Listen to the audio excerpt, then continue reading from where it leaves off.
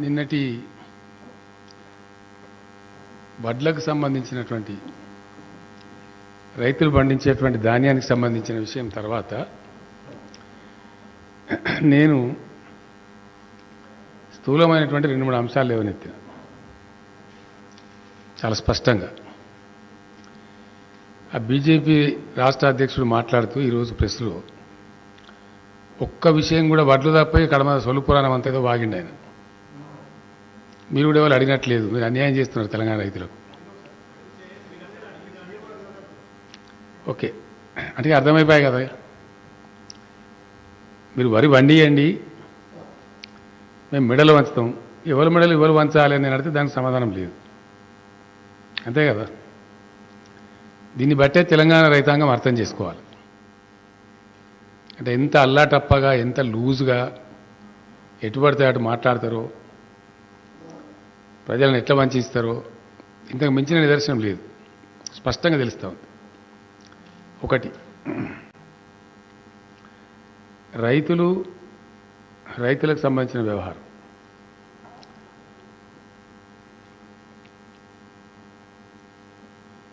ఈ దేశంలో గత సంవత్సర కాలం నుంచి ఢిల్లీలో దేశ రాజధానిలో రైతులు నిరంతరం సమ్మె చేస్తూ ఉన్నారు. అక్కడ దాదాపు 600 పైచిలకు మంది రైతులు చచ్చిపోయారు రకరకాల పరిస్థితుల వల్ల. అయినా కూడా కేంద్ర ప్రభుత్వం తన మొండి వైఖరి వీడలేదు. ఇప్పటికీ ఆ ఉద్యమాలు కొనసాగుతున్నాయి. వాటిని ఏదో రకంగా మసిబూసి మారేడుగా చేసే ప్రయత్నం జరుగుతుంది తప్ప ఒక స్పష్టత లేదు, సమాధానం లేదు. ఈ దేశంలో అందరికీ తెలిసిన విషయం. ఇప్పుడు ఏమైపోయింది, గట్టిగా నిలదీస్తే దేశద్రోహి. టీఆర్ఎస్ పార్టీ రాష్ట్రపతి ఎన్నికల్లో పోటీ చేసినప్పుడు దేశద్రోహి కాదు, మద్దతు ఇచ్చినప్పుడు మేము దేశద్రోహులం కాదు, అప్పుడు చాలా బాగున్నాం. వాళ్ళ యొక్క వివిధ బిల్లులకు పార్లమెంట్లో సపోర్ట్ చేయాలని మా సాయం కోరినప్పుడు దేశద్రోహి కాదు కేసీఆర్, ఇప్పుడు దేశద్రోహి. అంటే ఎవ్వరు గట్టిగా మాట్లాడి నిజాలు బయటపెట్టి ప్రజల పక్షాన్ని అడిగితే ప్రశ్నిస్తే వాళ్ళు దేశద్రోహులు. అంటే బీజేపీ దేశంలో దేశద్రోహులను తయారు చేసే ఫ్యాక్టరీ ఏమన్నా?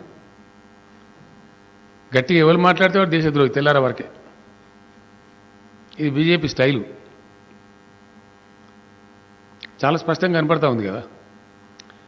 ఎక్కడ ఏ రాష్ట్రంలో భారతదేశంలో ఏ మూలలో ఎవరు నిలదీసి ప్రశ్నించి ఉన్న విషయాలు కుండబద్దలు కొట్టినట్టు చెప్తే వాళ్ళు దేశద్రోహులు అయిపోతారు తెల్లార వరకే. ఒక స్టాంపు, వీళ్ళు 2-3 రకాల స్టాంపులు తయారు చేసి పెట్టుకున్నారు. ఒకటి దేశద్రోహి స్టాంపు, రెండవది అర్బన్ నక్సలైట్ స్టాంపు, ఇంకోటి ఇంకా గట్టిగా మాట్లాడితే అర్బన్ నక్సలైట్. చూస్తున్నాం కదా దేశంలో జరుగుతున్నాయి పరంపరగా గత 7 ఏళ్ల నుంచి. సత్యపాల్ మాలిక్ అని చెప్పి మేఘాలయ గవర్నర్, ఇప్పుడు కేంద్ర ప్రభుత్వమే నియమించిన గవర్నర్, నిన్న కూడా మాట్లాడింది ఆయన. ఈ రైతు చట్టాలు రైతు వ్యతిరేకం, ఇది అవసరమైతే నేను కూడా మద్దతు ఇస్తున్నా అని మాట్లాడింది. భారతీయ జనతా పార్టీ ఎంపీగా ఉన్నటువంటి వరుణ్ గాంధీ కదా, మేనకా గాంధీ కూడా, వరుణ్ గాంధీ ఆయన స్వయంగా పోయి వాళ్ళకి సంఘీభావం తెలిపి ఆ కేంద్ర మంత్రిని అరెస్ట్ చేయాలని డిమాండ్ చేసి ఆ చట్టాలు విత్డ్రా చేసుకోమని మాట్లాడింది. మరి ఆయన సంగతి ఏంది? ఆయన కూడా దేశద్రోహినా? మేఘాలయ గవర్నర్ కూడా దేశద్రోహినా? ఇట్లా ఎంతమంది దేశద్రోహులను తయారు చేస్తారు? నేను ఏం చెప్పినా చైనా ఆక్రమిస్తూ ఉంది ఈ దేశంలో. ఒక ముఖ్యమంత్రిగా, ఒక పార్టీ అధ్యక్షునిగా డెఫినెట్గా దేశం మంచిగా ఉండాలని కోరుకుంటాం కదా, దేశం దురాక్రమణ జరగకూడదని కోరుకుంటాం. వాళ్ళు ఆక్రమిస్తున్నారని చెప్పి పేపర్లలో బాధ్యత ఫోటోలు వస్తున్నాయి, దాన్ని నిరోధించాలి అని చెప్తే దేశద్రోహులు అవుతారా? దేశం దురాక్రమణకు గురి కాకుండా చూడండి అంటే దేశద్రోహులు. ఇక తెల్లాటలకు ఇది ఏం లేదు, ఇక మసిబూచి మారేడుగా చేసి బురద తల్లి కేసీఆర్ చైనాలో డబ్బులు దాచుకున్నాడట, పోయి చైనాలో. అంటే ఏందన్నాడు, తల లేదు, తోక లేదు, పద్ధతి లేదు, పాడు లేదు. ఇష్టం వచ్చిన సొల్లును ఇష్టం వచ్చినట్టు గుమ్మరిచ్చి అబద్ధాల మీద బతికేటువంటి పార్టీ బీజేపీ. కనబడుతుంది కదా స్పష్టంగా కుండబద్దలు కొట్టినట్టు. రైతు చట్టాలు సుప్రీంకోర్టు వెళ్ళిపోయింది. నువ్వు విత్డ్రా చేసుకుంటావా లేదా చెప్పు. State number 1. రెండవది, నేను మళ్ళీ డిమాండ్ చేస్తా ఉన్నా, ధాన్యం ఎంత కొంటావో చెప్పు. పంజాబ్లో పూర్తి స్థాయి ధాన్యం సేకరిస్తున్నారు, తెలంగాణలో సేకరిస్తారా లేదా? స్టేట్ క్వశ్చన్, అది చెప్పు. ఇది తర్వాత అన్నీ మాట్లాడదాం. ఇది తెలంగాణ వడ్డను కేంద్రం కొంటదా కొనదా? ఇది తింపి గోల్మాల్ దింపి ఇటు దింపి ఆడ దింపి చెప్పుడు కాదు. మేము సూటిగా ప్రశ్నిస్తూ ఉన్నాం. ఈ దేశంలో ఒక రాష్ట్రానికి ముఖ్యమంత్రిగా ప్రాతినిధ్యం వహించే వ్యక్తిగా, ఒక ప్రాంతీయ పార్టీ అధ్యక్షునిగా నేను సీదా అడుగుతున్నా. మసిబూసి మారేడిగా చేసి ఏదో అడగోలు మాట్లాడు కాదు. తెలంగాణలో పండించే పూర్తి ధాన్యాన్ని మీరు కొంటారా కొనరా? సీదా ముచ్చట సమాధానం కావాలి. సమాధానం చెప్పేదాకా వదిలిపెట్టాం బీజేపీని, కేంద్ర ప్రభుత్వాన్ని కూడా వదిలిపెట్టాం. కేంద్ర ప్రభుత్వం యొక్క నీతి బయటపడాలి. డెఫినెట్గా ప్రజల కోసం ఉద్యమించిన వ్యక్తిగా, ప్రజల కోసం ఒక రాష్ట్రాన్ని సాధించిన వ్యక్తిగా, దేశంలో ఏ మూలలైనా సరే ప్రజలు బాగుండాలని కోరుకుంటాం. మేము ప్రజలు చెడిపోవాలని కోరుకోం. అది మా నైజం. మీలాగా మేము ఇంత చీప్గా మేము అట్లా ప్రవర్తించం. మేము అందరూ కూడా దేశం మొత్తంలో అన్ని కార్నర్స్లో అందరు ప్రజలు బాగుండాలని కోరుకుంటాం. ఎస్, రాయలసీమకు పోయి రాయలసీమకు నీళ్లు రావాలని నేను చెప్పిన మాట వాస్తవం. ఈరోజు కూడా చెప్తా ఉన్నా. ఎవరు వద్దంటున్నారు రాయలసీమకు నీళ్లు? నేను చెప్పింది ఏంది అక్కడ? బాజాబ్తా చెప్పిన, బేజాబ్తా చెప్పలే. ఇవాళ కూడా చెప్తా ఉన్నా. అక్కడ పోయి చెప్పడం కాదు, ఇక్కడికి కూడా ఆంధ్రప్రదేశ్ ముఖ్యమంత్రి జగన్మోహన్ రెడ్డి గారిని, వాళ్ళ మొత్తం అధికారులను అందరినీ పిలిపించి, ఒక బాధ్యత కలిగిన వ్యక్తిగా, ఈ దేశంలో ఒక ముఖ్యమైన వ్యక్తిగా చాలా స్పష్టంగా చెప్పిన నేను. కృష్ణా నదిలో నీళ్లు లేవు, గోదావరిలో ఉన్నాయి. మేము తెచ్చుకున్నాం, గోదావరి నుంచి తెచ్చుకుంటున్నాము. మీరు కూడా అక్కడి నుంచి తెచ్చుకోండి, మీకు మేము సహకరిస్తామని చెప్పినాం. బేసిన్లు బేసిజాలు అడ్డం పెట్టాము, మీకు సహకరిస్తాము. రాయలసీమ కరువు ప్రాంతము, వాళ్ళకి నీళ్లు రావాలి తప్పకుండా, అది న్యాయం. మీరు తెచ్చుకోండి, మేము అవుట్రైట్ సపోర్ట్ చేస్తామని చెప్పినాం. ఎందుకంటే అంటే ఆ అంటే కేంద్రం గడికోసారి ఏ పార్టీ ఉన్నా రాజకీయాలు అవసరమైనప్పుడల్లా ఒక డ్రామా చేస్తారు. ఏమి డ్రామా చేస్తారు? కృష్ణా, గోదావరి, కావేరి నదుల అనుసంధానం. తమిళనాడులో ఎన్నికలు మోపుగానే, కర్ణాటకలో ఎన్నికలు మోపుగానే ఇది ఒక రెటరిక్. కేంద్రాన్ని పరిపాలించే పార్టీలకు బాగా పరిపాటి అయిపోయింది ఇది ఒకటి. ఎప్పుడు చూసినా ఇప్పుడు ఎక్కడ పోయింది? ఇప్పుడు లేదు చూడండి. మొన్నటి దాకా తమిళనాడు ఎన్నికలు ఉండే, మీరందరూ చూసినారు, మీరే విన్నరు. మీరు రోజు పొద్దున్నగానే పత్రికలు చూస్తారు. మీరు కావేరీ నదుల అనుసంధానం, కావేరీ జల అని మాట్లాడతారు. తమిళనాడు ఎన్నికలు అయిపోయినాయి, ఇక కావేరీ లేదు, మను లేదు. మళ్ళీ ఇప్పుడు కొత్త దుకాణం స్టార్ట్ చేసిండ్రు. ఏ రోజుకైనా సరే మన తెలుగు రాష్ట్రాలకు, రెండు తెలుగు రాష్ట్రాలకు ఈ ప్రమాదం ఉంటుంది. దబన నీళ్ళు ఎక్కువ తీసుకపోయినా మంచిదే, కానీ రెండు రాష్ట్రాల అవసరాలు సంపూర్ణంగా తీరిన తర్వాత, రెండు తెలుగు రాష్ట్రాల్లో ఉన్నటువంటి కరువు ప్రాంతాలన్నిటికీ నీళ్ళు వచ్చిన తర్వాత మిగిలితే ఒకవేళ బయటికి తీసుకుపోవచ్చు, దేశానికి సంబంధించింది కాబట్టి మాకు అభ్యంతరం లేదని చెప్పినాం. దాన్ని కూడా వక్రీకరించి నేనాడ పోయి చేపల పులుసు తిన్నాని, చేపల పులుసు బాధపడుతుంది తింటాం, ఎందుకు తిన్నాం నాకు అర్థం కాదు. పక్క రాష్ట్రంలో పోయి చేపల పులుసు తింటే తప్ప, వాట్ ఇస్ రాంగ్? ఈ వ్యక్తిగత దూషణలు ఇవి నేను 20 ఏళ్ళ నుంచి చూస్తాను ఈ రాష్ట్రంలో. ఈ కిరికిరిగాళ్ళు, సబ్జెక్ట్ లేనోళ్ళు, విషయం లేనోళ్ళు, మాట్లాడే శక్తి లేనోళ్ళు, అడిగిన ప్రశ్నకు సమాధానం చెప్పే స్థాయి లేనోళ్ళు ఇమీడియట్గా మీద పడి బట్టగాల్చి మీదేయాలి. ఇదేనా పద్ధతి? ఇది నేను అడిగింది ఏంది, నువ్వు చెప్పింది ఏంది? మేము డిమాండ్ చేసింది ఏంటండి? తెలంగాణలో పండే వరి ధాన్యాన్ని కేంద్రం కొంటదా కొనదా? నువ్వు వరి పండించమని బాధ్యతారహితంగా చెప్పిన మాట నిజం కాదా? యాసంగిలో వడ్లు పండించండి, మెడలు వంచి కొనిపిస్తామని అన్నమాట వాస్తవమా కాదా? ఇప్పుడు దాని నుంచి పారిపోయినావా? Answer it first.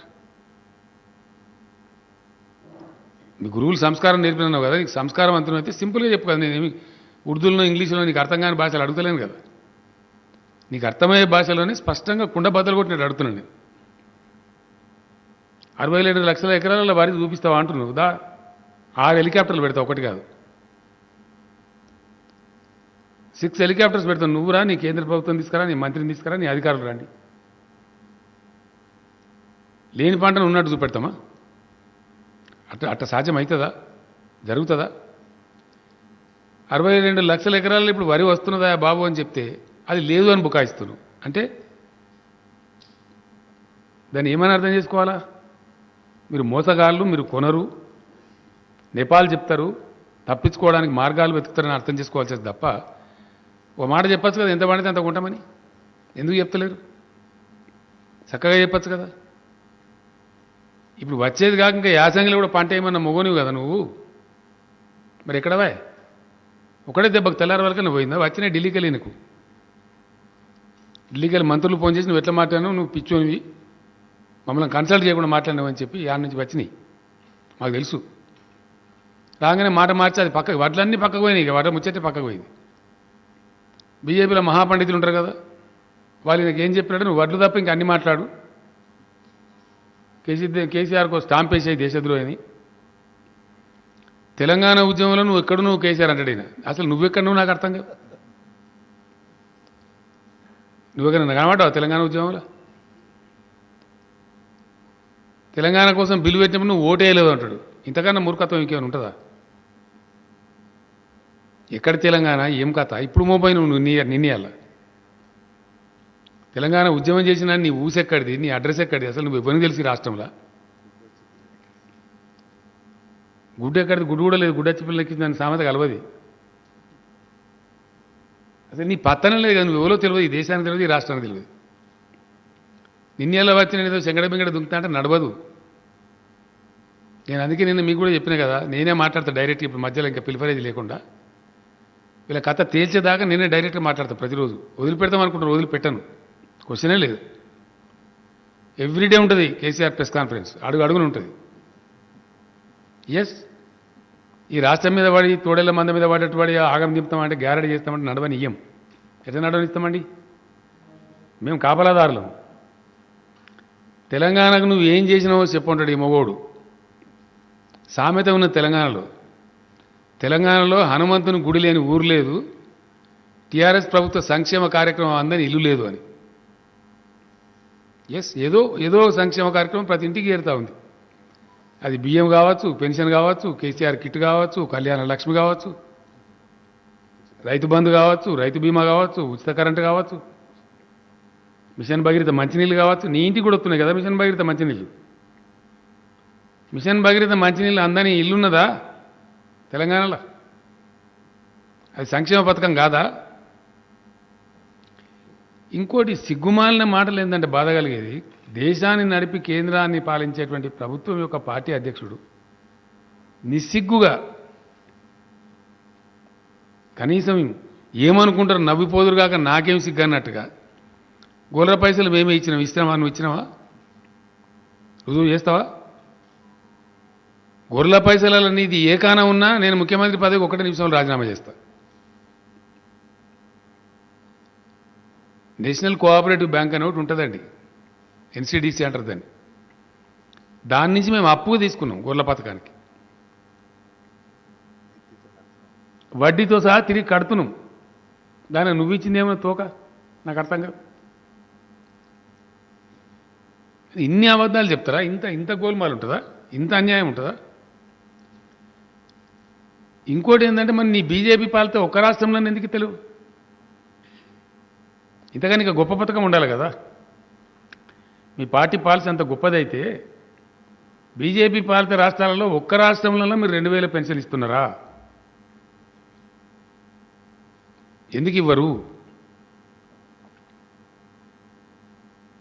ఒక్క రాష్ట్రంలో షాదీ ముబారక్ కానీ కళ్యాణ లక్ష్మి కానీ పథకం ఉందా మీరు పరిపాలించే రాష్ట్రాలలో? ఎందుకు లేదు? అంటే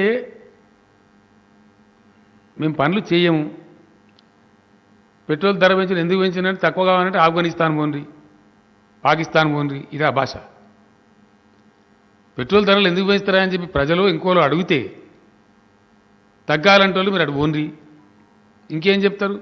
ఉచితాలు ఇచ్చి మీరు సోమరిపోతులను చేస్తున్నారు ప్రజలు. మేము సోమరిపోతులను చేస్తున్నామా? ఎక్కడ సోమరిపోతులు అయినా ఎవరిని సోమరిపోతులను చేసినాం మేము?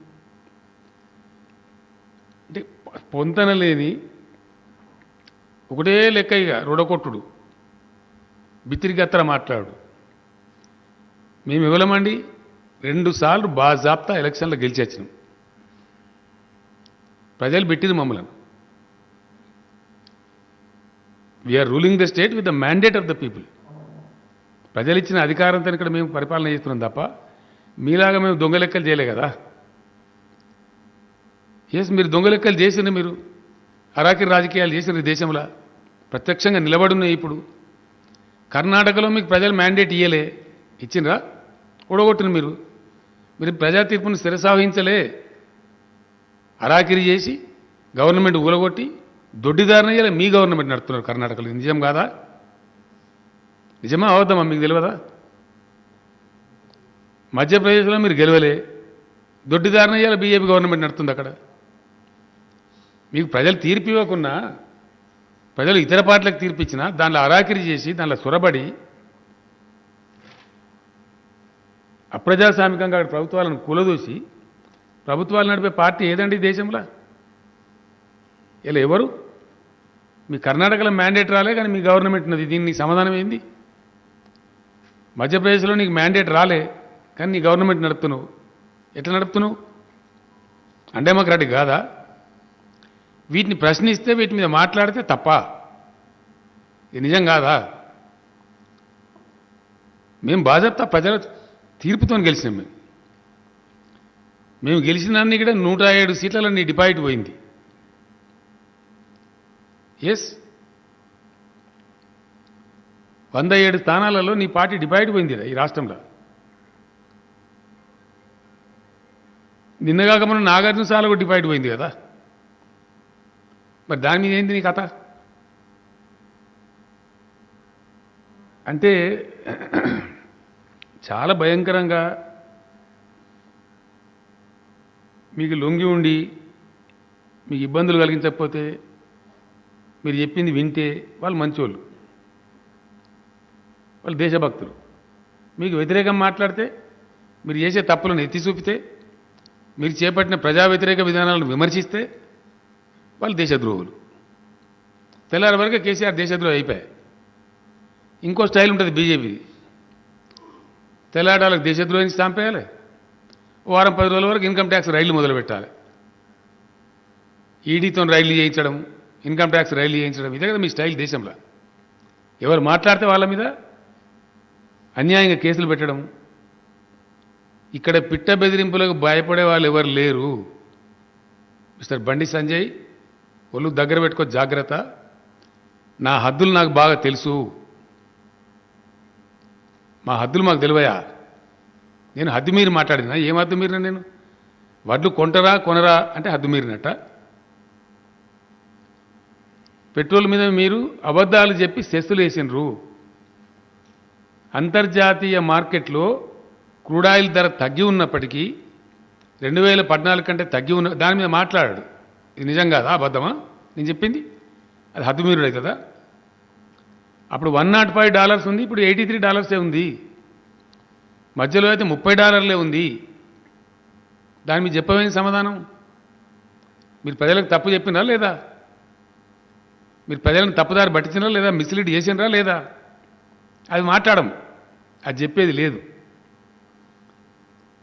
అవన్నీ వేడి చేసి నువ్వు ఫామ్ హౌస్లో అన్నావా? ఇదా? అది నా నియోజకవర్గం, నా వ్యవసాయ క్షేత్రం. ఇప్పటికి 10 సార్లు చెప్పిన నేను. రెండవది ఇంకోటి, ఎక్స్పైర్ అయిన మెడిసిన్ లాగా నువ్వు దళిత ముఖ్యమంత్రిని చేస్తా అని చేయలేదు కదా. నేను వాస్తవం కదా, అది చేయలేదు. దాని తర్వాత ఎన్నికలకు పోయినాం, మళ్ళీ గెలిచినాం కదా మేము. నేను చేస్తా అని చెప్పి దాని కారణాలని చేయలే. దాని కారణాలు దానికి ఉన్నాయి. షబ్బీరాలే చెప్పిండు, మేమే చేయనీయలే కేసీఆర్ని. నేను చెప్పుడు కాదు. అనేక కారణాంతరాలలో నేను చేయలే, ఆ మాట వాస్తవం. దాని తర్వాత మళ్ళీ ప్రజలు దాన్ని ఆమోదించారు నా నిర్ణయాన్ని.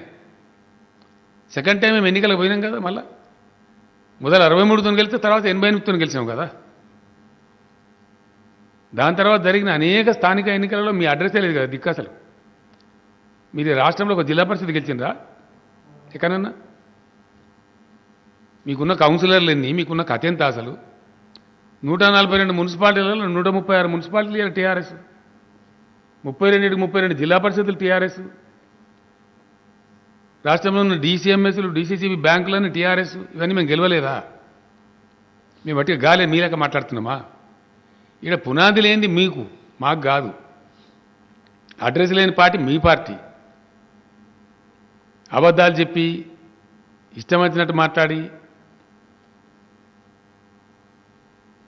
మేము జిహెచ్ఎంసీలో చాలా గెలిచినాం, ఏడ గెలిచినా మాకన్నా ఎక్కువ గెలిచినావు నువ్వు. మాకంటే చాలా తక్కువ కదా నువ్వు గెలిచింది. మేము గెలిచేపోయినామన్నట్టు పోగొట్టినావు నువ్వు ఆ రోజు. అదన్నీ అబద్ధాలు చెప్పి మతపరమైన విద్వేషాలు రెచ్చగొట్టి ఇల్లు మునిగిలోని ఇల్లు ఇస్తా అని, కారు మునిగిలోని కారు ఇస్తా అని, మోటార్ సైకిల్ ఇస్తా అని మాట్లాడి అడ్డగోలు మాట్లాడి తప్పుడు మాటలు చెప్పి ఆన్నో ఎన్నో 4 సీట్లు సంపాదించుకుని మీరు. కానీ మేము అట కాదు కదా. మేము ఓడిపోతే గంభీరంగా ఓటమిని అంగీకరించినాం.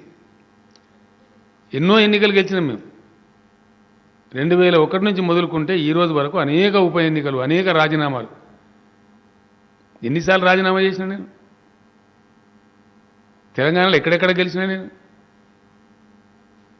2004లో నా సిద్దిపేట స్థానం, నా మాతృస్థానం వదిలిపెడితే ఆ నుంచి నేను కరీంనగర్లో ఎంపీకి గెలిచిన, మహబూబ్నగర్లో ఎంపీకి గెలిచిన, గజ్వేల్లో పోయి ఎమ్మెల్యే గెలిచిన, ఏ మూలకు పోయినా గెలిచిన నేను.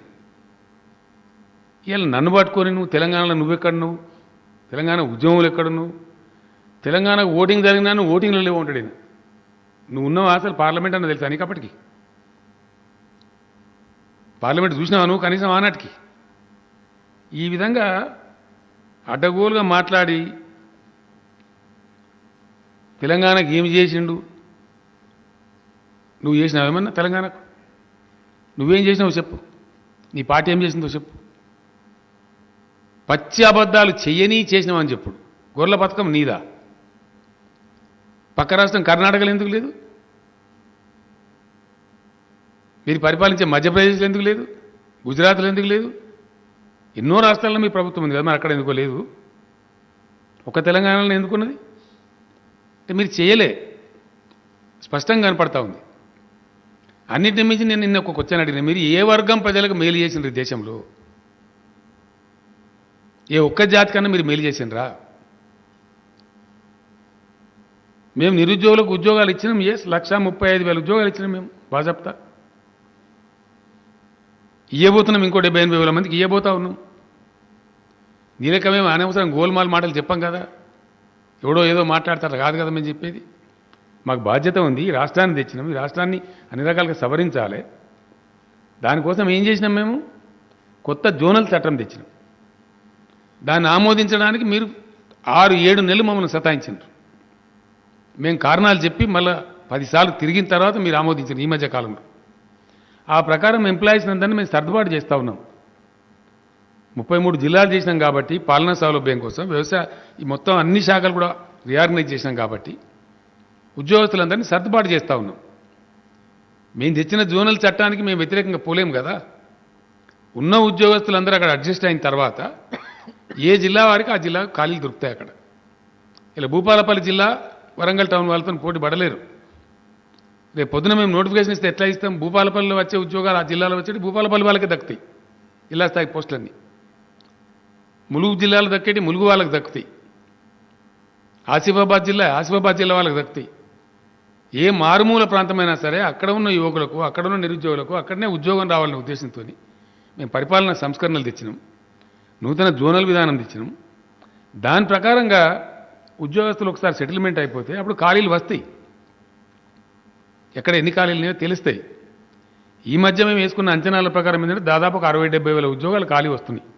నేను మొన్ననే చెప్పిన, ఈవెన్ అసెంబ్లీలో కూడా చెప్పిన, మీలాగా మేము తప్పుడు మాటలు, ఇష్టం వచ్చినట్టు మాటలు, గోలుమాలు దింపుడు మాకు రాదు. మేము ఉన్నట్టు మాట్లాడతాం, కుండ బద్దలు కొట్టినట్టు మాట్లాడతాం, చేయగలిగిందే చెప్తాం. అది అవి లేవు, అవి మొత్తమే లేవు. 2 కోట్లు 1 కోటి లేదు, ఉన్నాయే ఊడగొట్టిండ్రు. ఏడాదికి 2 కోట్ల ఉద్యోగాలు ఇస్తామని చెప్పిన కేంద్ర ప్రభుత్వం ఉన్న ఉద్యోగాలకు సంవత్సరానికి 1 కోటి ఉద్యోగాలు చొప్పున ఊడగొట్టినని మొత్తం ఘోషిస్తూ ఉన్నది ప్రపంచం అంతా. అన్ఎంప్లాయ్మెంట్ రేట్ దేశంలో ఎంత ఉన్నది, తెలంగాణలో ఎంత ఉన్నది? అన్ఎంప్లాయ్మెంట్ చాలా తక్కువ ఉన్న రాష్ట్రం తెలంగాణ అని చెప్పి అన్ని స్టడీ సంస్థలన్నీ చెప్తా ఉన్నాయి. మీరు అబద్ధాలు మాట్లాడతారు, మీరు మసిబూసి మారేడుగా చేస్తారు, మందిని గోల్మాల్ చేస్తారు, వ్యక్తిగతమైన నిందారోపణలు చేస్తారు. మేము చేయం కదా పని, మేమట్లా చేస్తలేం కదా. అద్దులు మీరు నువ్వు మాట్లాడుతున్నావు, తెలంగాణ కేసీఆర్ ఏం చేసిండు, ఇది joke of the millennium, foolish question ఇది. తెలంగాణకు నేనేం చేసినానని నీ కేంద్ర మంత్రులు చెప్పారు కదా పార్లమెంట్ సాక్షిగా. టీఆర్ఎస్ గవర్నమెంట్ ఏం చేసింది, ఏం సాధించింది, మేం చెప్పుకోలే కదా, డబ్బా కొట్టుకోలే కదా. మీ గజేంద్ర సింగ్ షెకావతే చెప్పిండు పార్లమెంట్ సాక్షిగా. అన్ని ఇండ్లకు నల్లా పథకం పెట్టి ప్రతి ఇంటికి నల్లా ఇచ్చినటువంటి ఒకే ఒక రాష్ట్రం ఇండియాలో తెలంగాణ అని ఈ మంత్రి చెప్పలేదా? మేం చెప్పినామా? బెస్ట్ కంట్రిబ్యూటింగ్ స్టేట్స్ 2-3 రాష్ట్రాలలో ఒకటి ఇవాళ తెలంగాణ నిలిచింది, కొత్త రాష్ట్రం అయినప్పటికీ ఆర్బీఐ గవర్నర్ చెప్పలేదా? మేం చెప్తామా? ఇవన్నీ వాస్తవాలు కావా? తెలంగాణ సాధించిన పురోగతి మీ బీజేపీ పరిపాలనలో ఉన్న ఒక్క రాష్ట్రం అని సాధించిందా? Straight question. దమ్ముంటే చెప్పు, ఏ రాష్ట్రం సాధించింది? ఎకానమిక్ గ్రోత్లో కానీ, ఉద్యోగ కల్పనలో కానీ, సంక్షేమ కల్పనలో కానీ, వ్యవసాయ ఉత్పత్తులు పెంచడంలో కానీ, లా అండ్ ఆర్డర్ మెయింటైన్ చేయడంలో కానీ అద్భుతంగా ఉంది కదా తెలంగాణ. దీన్ని చూసి పక్క వాళ్ళు ఈర్చేవాడే పరిస్థితిలో ఉంది కదా. ఇది వాస్తవం కదా. ఈ వాస్తవాలన్నీ పక్కకు పెట్టి ఇష్టం వచ్చినట్టు మాట్లాడతారు. ఎన్నిసార్లు మేము విసిరి కొట్టినాం రాజీనామాలకు మేము భయపడతామా? పదవులకు మేము భయపడతామా? ఒక విచిత్రమైన కథ జరిగిందండి, మీరందరూ సాక్ష్యమే దానికి. తెలంగాణ ఉద్యమం జరిగే క్రమంలో ఒక టైంలో కేంద్ర ప్రభుత్వం ఇచ్చినట్టు ప్రకటన చేసి మళ్ళా వెనకపోతే మొత్తం తెలంగాణ ఎమ్మెల్యేలు రాజీనామా చేద్దామని జేఏసీ ప్రతిపాదించింది. అప్పుడు మొత్తం టీఆర్ఎస్ ఎమ్మెల్యేలు 1 నిమిషం లోపల రాజీనామా చేసినాం. రాజీనామా చేస్తే 2 ఎమ్మెల్యేలు ఉండే అప్పుడు బీజేపీకి, 2-3, ఎండేల లక్ష్మీనారాయణ గారు అని ఒక ఆయన, కిషన్ రెడ్డి గారు అని ఇంకొక ఆయన. ఆ లక్ష్మీనారాయణ గారు రాజీనామా చేసినట్టు, కిషన్ రెడ్డి ఏమో పారిపోయిండు. నాకు మర్చిపోయిన నేను పారిపోయిన సంగతి ఉద్యమం స్పీడ్లో. నిజామాబాద్ ఉప ఎన్నికకు పోయినాం. అప్పుడు డి శ్రీనివాస్ అక్కడ పోటీ చేస్తూ ఉంటే ఈ ఎండల లక్ష్మీనారాయణ బీజేపీ నుంచి గెలిపించడానికి, ఎందుకంటే ఉద్యమం పేరిట రాజీనామా చేసిండు కాబట్టి నేను గెలిపించాలని నేనే పోయినా ప్రచారానికి. పోయి నేను మాట్లాడుతున్నా చాలా ఆవేశంలో, తెలంగాణ ఉద్యమం స్టైల్లో అప్పుడు మాట్లాడుతున్నాను. మాట్లాడుకుంటే నేను ఒక మాట అన్నా, జేఏసీ పిలిపించి మొత్తం రాజీనామా చేయాలని కోరితే కొందరు దద్దమ్మలు పారిపోయినరు అనుకోకుండా కిషన్ రెడ్డి నా పక్కకున్నాడు జీబులో. కిందికి వెళ్ళి 2-3 పిల్లలు అంటారు, ఒక దద్దమ్మ నీ పక్కకే ఉన్నది సార్. మేము ఆ దద్దమ్మలం. పదవులను ఇట్లా కాగితాలు, చిత్తు కాగితాలలాగా ఇచ్చినాం, ఇసురు కొట్టినాం. రాజీనామాలు ఎన్నిసార్లు చేసినాం, పుంఖాను. ఒక్క రాజీనామా కాదు, అనేక రాజీనామాలు శరపరంపర. ఉద్యమంలో రంబ్లింగ్స్ క్రియేట్ చేయడానికి ప్రజాస్వామ్య పందాలో, పోరాట పందాలో హింసకు తావివ్వకుండా, విధ్వంసాలకు పాల్పడకుండా ఒక మంచి పద్ధతిలో ప్రపంచ ఉద్యమాలకే ఒక పాఠం నేర్పినటువంటి, గుణపాఠం నేర్పినటువంటి గొప్ప ఉద్యమ చరిత్ర తెలంగాణ ఉద్యమానికి ఉన్నది. అందువల్లనే మేము అంత లాంగ్ స్టాండింగ్ పోరాటాన్ని నిలిపి రాష్ట్రాన్ని సాధించుకున్న రాష్ట్రాన్ని ప్రజలు మా చేతిలో పెడితే 7 ఏళ్ల నుంచి అద్భుతంగా ముందుకు తీసుకొని పోతున్నాం.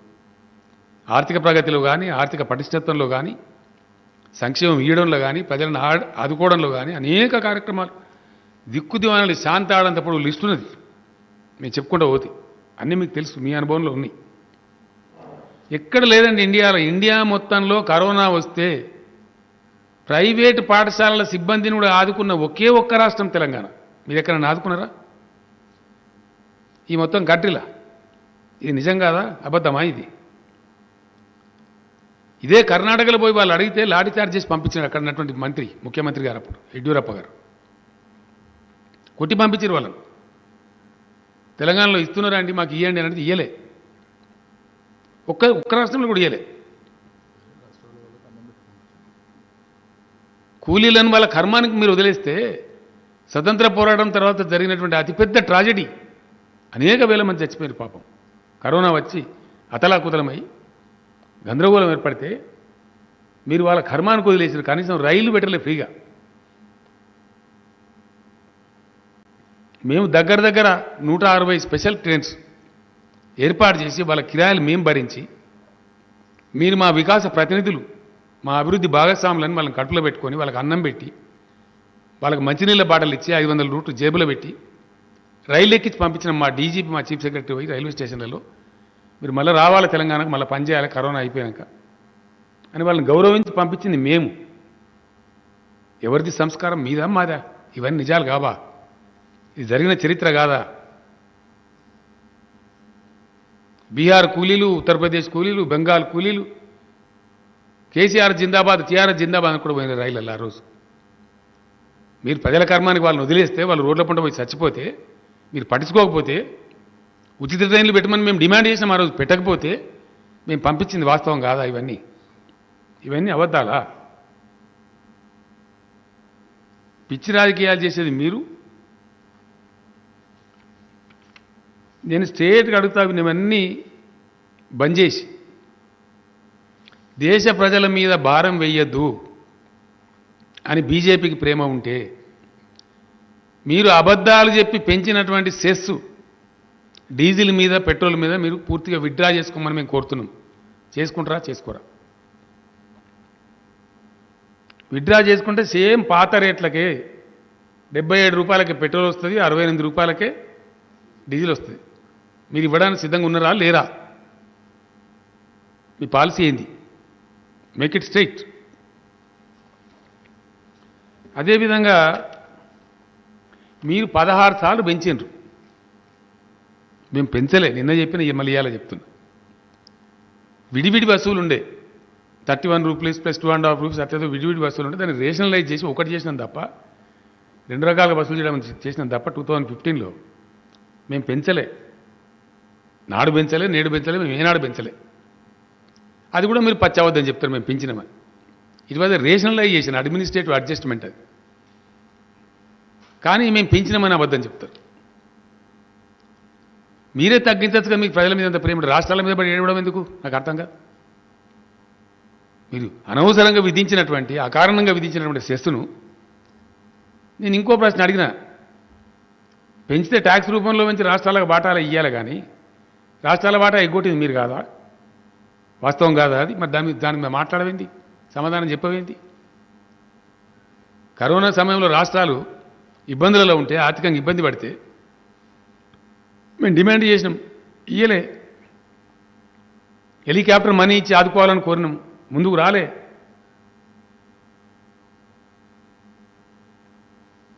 అట్లా ఎవ్వరికి కూడా, ఏ రాష్ట్రానికి కూడా ఏ సాయం చేయకుండా కేవలం రాజకీయాల కోసం మాత్రమే మీ ఇష్టం వచ్చిన పద్ధతిలో మీరు వాడుకుంటూ, ఒక మెడికల్ కాలేజ్ తేలేదు మీరు అని అడిగిన నేను. దాని మీద మాట్లాడవేంది? ఎందుకు తేలేకపోయినారు? కేంద్రం నోసుకోలేదా? మేము ఇక్కడ నవోదయ పాఠశాలలు ఈమని 50 దరఖాస్తులు ఇచ్చినని చెప్పిన నేను. తెల్లారి నుంచి ఇస్తూనే ఉన్నాం. కొత్త జిల్లాలు ఏర్పాటు చేసిన నెక్స్ట్ డే నుంచి ఇస్తూనే ఉన్నాం, వరుసవాటి రిమైండర్లు పంపుతూనే ఉన్నాం. మేము జాగాలు చూపించలేదని అబద్ధం మాట్లాడుతాం. ఇది నిజమా? మేము చూపించలేదా జాగాలు చూపించలేని స్థితిలో తెలంగాణ ఉందా? ఇప్పటికైనా నేను డిమాండ్ చేస్తూ ఉన్నా, మా ప్రాణం పోయే వరకు, కొస ఊపిరి వరకు తెలంగాణ కోసం, తెలంగాణ ప్రయోజనాల కోసం, తెలంగాణ రైతు ప్రయోజనాల కోసం కొట్లాడతాము. మీరు కాదు, మీ తాత జేజేం ఎవరినా వదిలిపెట్టము. మేము ఈ దేశానికి కంట్రిబ్యూటర్స్ము. ఈ దేశానికి అతిపెద్ద స్థాయిలో పన్నులు చెల్లించే రాష్ట్రాల్లో తెలంగాణ ఒకటి. ఈ దేశ ఖజానాలో మా వాటా ఉంది. దేశ ఖజానా నీ అయ్యే సొత్తు కాదు. ఎస్, మేము ప్రజలం కాదా? మేమని మాట్లాడుతున్నావు. నువ్వు నాకు అర్థం కాదు. ఇంకా తమాషా అండి, ఇంకా చాలా విచిత్రమైన సోషల్ మీడియాలో వీళ్ళు చేసే ప్రచారం. ఏదైనా మంచి పథకం మేము స్టార్ట్ చేసినామనుకో, కేసీఆర్ ఇంట్లో కలిస్తాడా? మరి నువ్వు నీ ఇంట్లో కలిస్తానవా? మొండి వాదన, వితండ వాదన, తలాతూకలేని వాదన, వ్యక్తిగత నిందలు, వ్యక్తిగత ఆరోపణలు, కక్ష సాధింపు చర్యలు, మీకు సహకరించకపోతే అడ్డగోలుగా ఇష్టం వచ్చిన దాడులు, ఈడీతో దాడులు, ఐటీతో దాడులు. దొంగలు భయపడతారు మీకు, మేమెందుకు భయపడతాను? నాకు అర్థం కాదు. నేను ఊకున్న రోజులు, నేను మన్నించిన రోజులు, నేను మాట్లాడిన రోజులు, నీ ఇష్టం వచ్చిన సొలుపురానం మాట్లాడాను. ఒక 50 సార్లు మాట్లాడిన నీ దిక్మాలిన పాదయాత్రల కేసీఆర్ నీ ఫామ్ హౌస్కి వచ్చి దున్నుతా. ఏం దున్నుతా? ట్రాక్టర్ డ్రైవరు నువ్వు? నన్ను మా ఫామ్లో వర్కర్ అడిగిండు, ఏనిసారి నువ్వు మన ఫామ్ దుంతాట పోతాక ట్రాక్టర్ డ్రైవర్ పనికిట కావాలైనా కానీ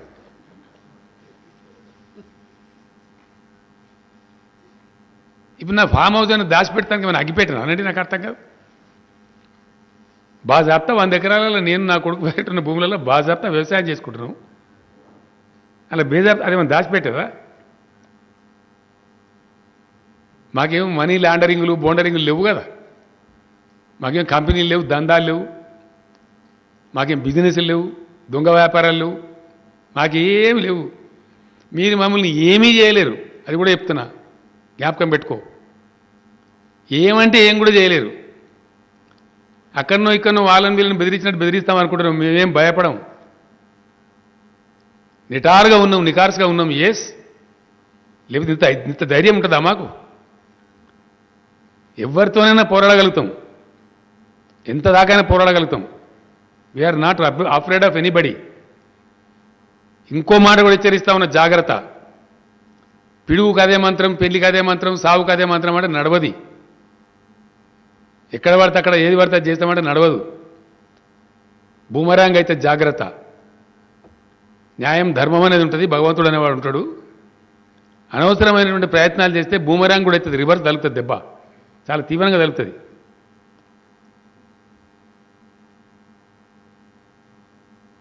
నేను పోయి సూట్ కేజీలు ఇచ్చినాను, సూట్ కేజీలు ఇచ్చేది మీరు. ఇలా దేశంలో అతి ఎక్కువ డబ్బులు ఖర్చు పెట్టే పార్టీ ఏదండి ఎలక్షన్లలో? అతి ఎక్కువ డబ్బులు ఖర్చు పెట్టే పార్టీ ఏది ఈ దేశంలో? పిచ్చోని అడిగినా చెప్తారు. ఇప్పుడు అరాకిరి చేసేది మీరు, అప్రజాస్వామిక వ్యవహారం చేసేది మీరు. మీకు మ్యాండేట్ రాకపోయినా సరే దిక్కుమాలిన దందా చేసి ఆడ ప్రభుత్వాలు పడగొట్టి ప్రభుత్వాలను తీసుకునేది మీరు. నేను 2014లో ఇంకో దిక్కుమాలిన వాదన, పనికి మాలిన వాదన, పసలేని వాదన, పూర్తి అసంబద్ధమైన వాదన. ఎంత దరిద్రంగా ఉంటుందంటే 2014లో చాలా స్పష్టంగా మేము మా రాష్ట్ర ఎగ్జిక్యూటివ్ కూర్చొని నిర్ణయం తీసుకున్నాం. ఒంటరిగానే నేరుగా ఎన్నికలు పోటీ చేయాలి, తెలంగాణ ప్రయోజనాలు కాపాడాలి నిర్ణయం తీసుకున్నాం. మేము ఎలక్షన్ పోతున్నాం. ఆ టైంలో నేను చాలా స్పష్టంగా చెప్పాను, 14 జూలై 2 ఏదైతే మన అపాయింటెడ్ డే ఉందో ఆ రోజు నుంచి జూన్ 6 నుంచి మేము జూన్ 2 నుంచి మేము జూన్ 2 వరకు పూర్తి స్థాయిలో తెలంగాణ రాష్ట్రం ఏర్పడే వరకు మేము ఉద్యమ పార్టీగా ఉన్నాం. ఉద్యమం ప్లస్ రాజకీయం కలిపి పార్టీగా ఉన్నాం. ఈ కారణం నుంచి మేము ఫక్త్ పొలిటికల్ పార్టీగా ఉంటామని నేను స్పష్టంగా చెప్పిన, ఓపెన్ చెప్పిన, మీ ముందే చెప్పిన, విలేకరుల ముందే చెప్పిన. నేను ఎక్కడో సీక్రెట్గా చెప్పలే. నిన్నటిదాకా మా పాత్ర ఉద్యమం కమ్ రాజకీయం కలిపి చేసినాం మేము ప్రజాస్వామిక పద్ధతిలో. అయిపోయింది, ఆ ఘట్టం అయిపోయింది, రాష్ట్ర సాధన జరిగిపోయింది. ఆ తదనంతరం మేము రాజకీయ పార్టీగా ఉంటాం, రాజకీయ చాణక్యం చూపెడతాం, రాజకీయ చాతుర్యం చూపెడతాం, ఈ రాష్ట్ర ప్రయోజనాలు కాపాడుతాం, రాష్ట్రానికి రాజకీయ పార్టీకి రక్షణ కవచంగా ఉంటుంది టీఆర్ఎస్ అని నేను స్పష్టంగా కుండ బద్దలు కొట్టినట్టు చెప్పిన. తప్పకుండా ఇతర పార్టీల నుంచి మా పార్టీ చేర్చుకుంటాం. వాళ్ళకి యోగ్యత ఉంటే మంత్రి పదవులు ఇస్తాం, గ్యారంటీగా బాజాప్తా ఇస్తాం. వాళ్ళ బేజాప్తా ఏమి నాకు అర్థంగా. నీ క్యాబినెట్లో ఇందరు ఉద్యమకారులే ఉంటారా? మొత్తం సమపాలలో ఉంటారు, అన్ని పాలల్లో ఉంటారు. ఉద్యమకారులకు కూడా కొన్ని అవకాశాలు వస్తుంటాయి అప్పుడప్పుడు, సమయ సందర్భాన్ని బట్టి, వాళ్ళ శక్తియుక్తులను బట్టి. ఇతర పార్టీ నుంచి కొద్దిగా పెద్దవాళ్ళు సీనియర్స్ వస్తే తప్పకుండా తీసుకుంటాం, వాళ్ళ సేవలు వినియోగించుకుంటాం తెలంగాణ కోసం. ఎందుకు వినియోగించుకోమండి? ఇదో దిక్కుమాలిన లాజిక్. నిన్నగాక మొన్న మధ్యప్రదేశ్లో మీరు జ్యోతిరాదిత్య సింధియా అనే వ్యక్తిని తీసుకున్నప్పుడు కేంద్ర క్యాబినెట్లో ఎందుకు పెట్టుకున్నారు? పవిత్రంగానే ఉండాలి. ఎందుకు పెట్టుకున్నారు జ్యోతిరాదిత్య సింధియా అని చెప్పు, సమాధానం చెప్పు. ఆయన ఏమైనా RSS, BJP, Congress party working president కూడా ఉండే, మరి ఆయన వర్కింగ్ కమిటీ మెంబర్ కూడా ఉండే. ఎందుకు పెట్టుకున్నారు? అంటే మనం చేస్తే సంసారం, ఇతరులు చేస్తే వ్యభిచారమా? రాజకీయ పార్టీగా ఉన్నాం డెఫినెట్గా. రాజకీయ పార్టీ ఏం చేస్తుందండి? తన విస్తృతిని పెంచుకుంటుంది. అభిప్రాయాలు కలిసి మా ఫిలాసఫీ నచ్చి జాయిన్ చేసుకుంటాం. వాళ్ళ శక్తి సామర్థ్యాలను బట్టి వాళ్ళకి పదవులు ఇస్తాం తప్పకుండా. ఎందుకేం తప్ప? ఎందుకు పెద్ద మేము తప్పు చేసినట్టు, జరగనిది ఏదో జరుగుతున్నట్టు, ఇదో అరాకిరి వ్యవహారం. ఇష్యూ మీద మాట్లాడరు, సమస్య మీద మాట్లాడరు, ప్రజలకు సంబంధించిన విషయం మీద మాట్లాడరు. అన్ని అడ్డగోలు మాటలు, అబద్ధాలు, అసత్యాలు, పూర్తి సత్యదూరమైన విషయాలు. ఎవడన్నా గట్టిగా మాట్లాడితే గట్టిగా నిలదీస్తే దేశద్రోహి. ఇది ఎక్కడ ఫిలాసఫీ నాకు అర్థం కాదు. దా కమాన్, ఎవరు దేశద్రోహులో తెలుద్దాం, ఈ దేశానికి ద్రోహం ఎవరు చేస్తున్నారో తెలుద్దాం. ఈ రోజు కూడా నేను మాట్లాడుతున్న వదలం, మిమ్మల్ని వెంటాడతాం, వేటాడతాం మిమ్మల్ని.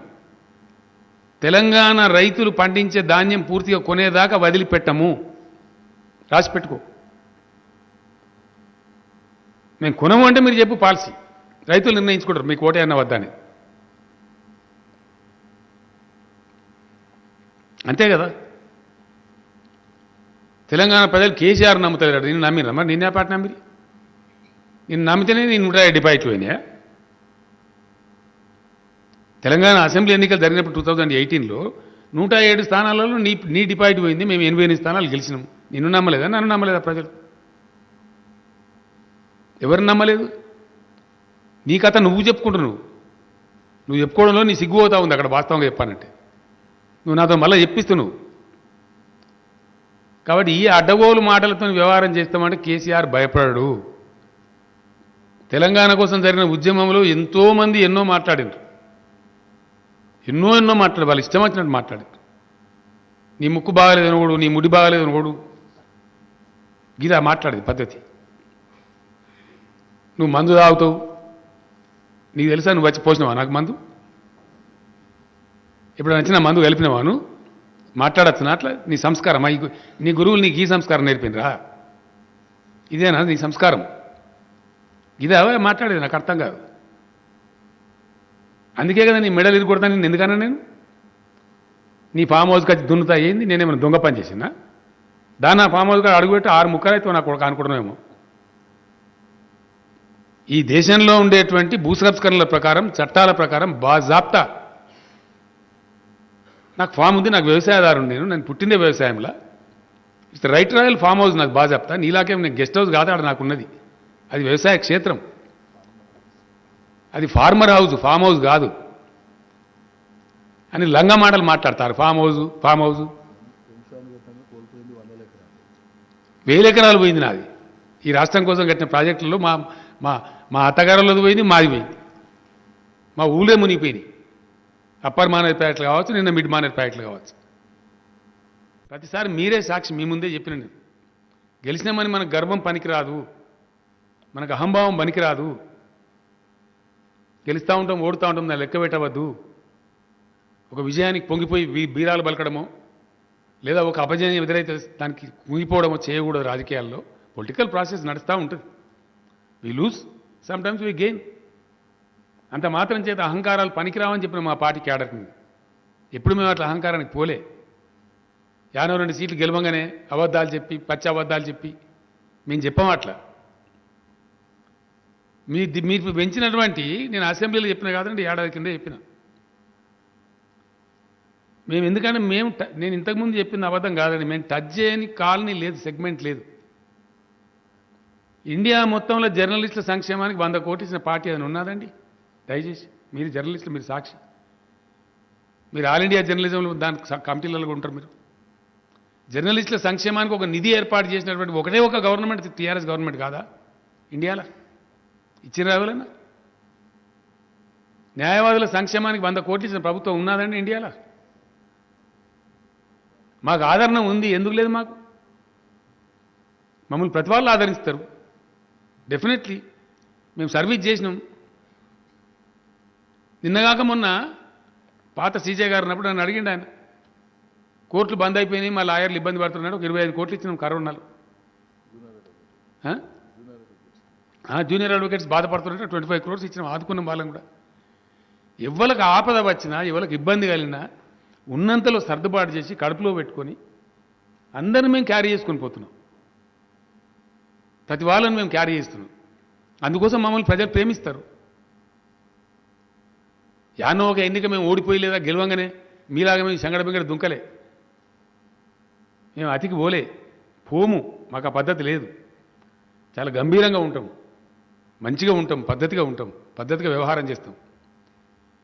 ఆగమైపోయిన రైతాంగాన్ని ఆదుకొని 3 కోట్ల టన్నుల వడ్లు పండించేది మేం కాదు. కానీ కొనశాత కాక ఇవన్నీ ఎందుకండి? నువ్వు కొనాన్ని నిరాకరిస్తున్నది ఏంది? నాకు అర్థం కాదు. నీ శాతకాని గవర్నమెంట్ నువ్వు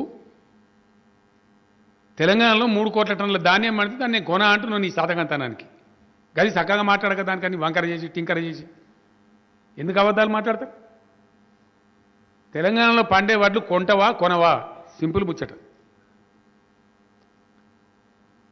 వడ్లు కొనమని వడ్లు కొనాలి కేంద్రం అని చెప్పి వచ్చే శుక్రవారం నాడు అన్ని నియోజకవర్గ కేంద్రాలలో ధర్నా పెడుతున్నాం.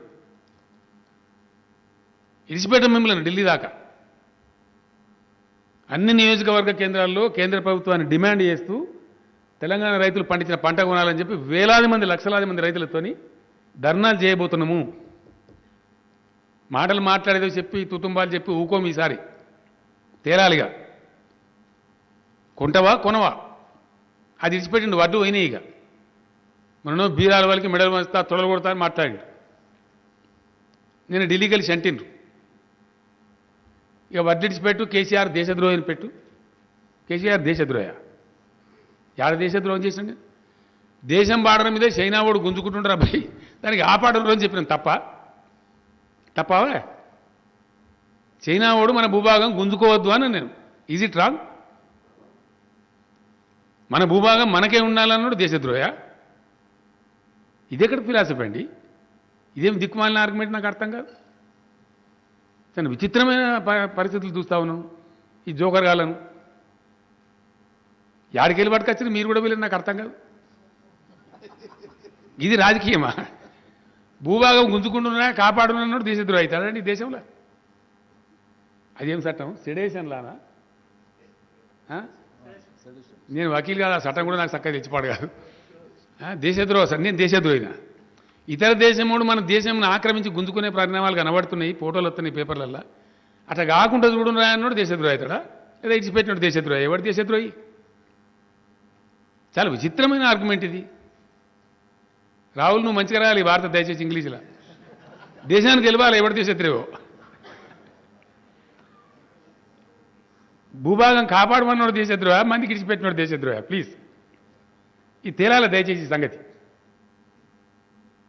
ఇంగ్లీష్లో పోతే దేశం అంతా తెలుస్తుంది కాబట్టి నేను రిక్వెస్ట్ చేస్తున్నాను అట్లా. ఊ ఈజ్ దేశద్రోహి? ఇదెక్కడ ఫిలాసఫీ? ఇదెక్కడ చర్చ? ఈ వ్యక్తిగతమైన దూషణలు ఇదా?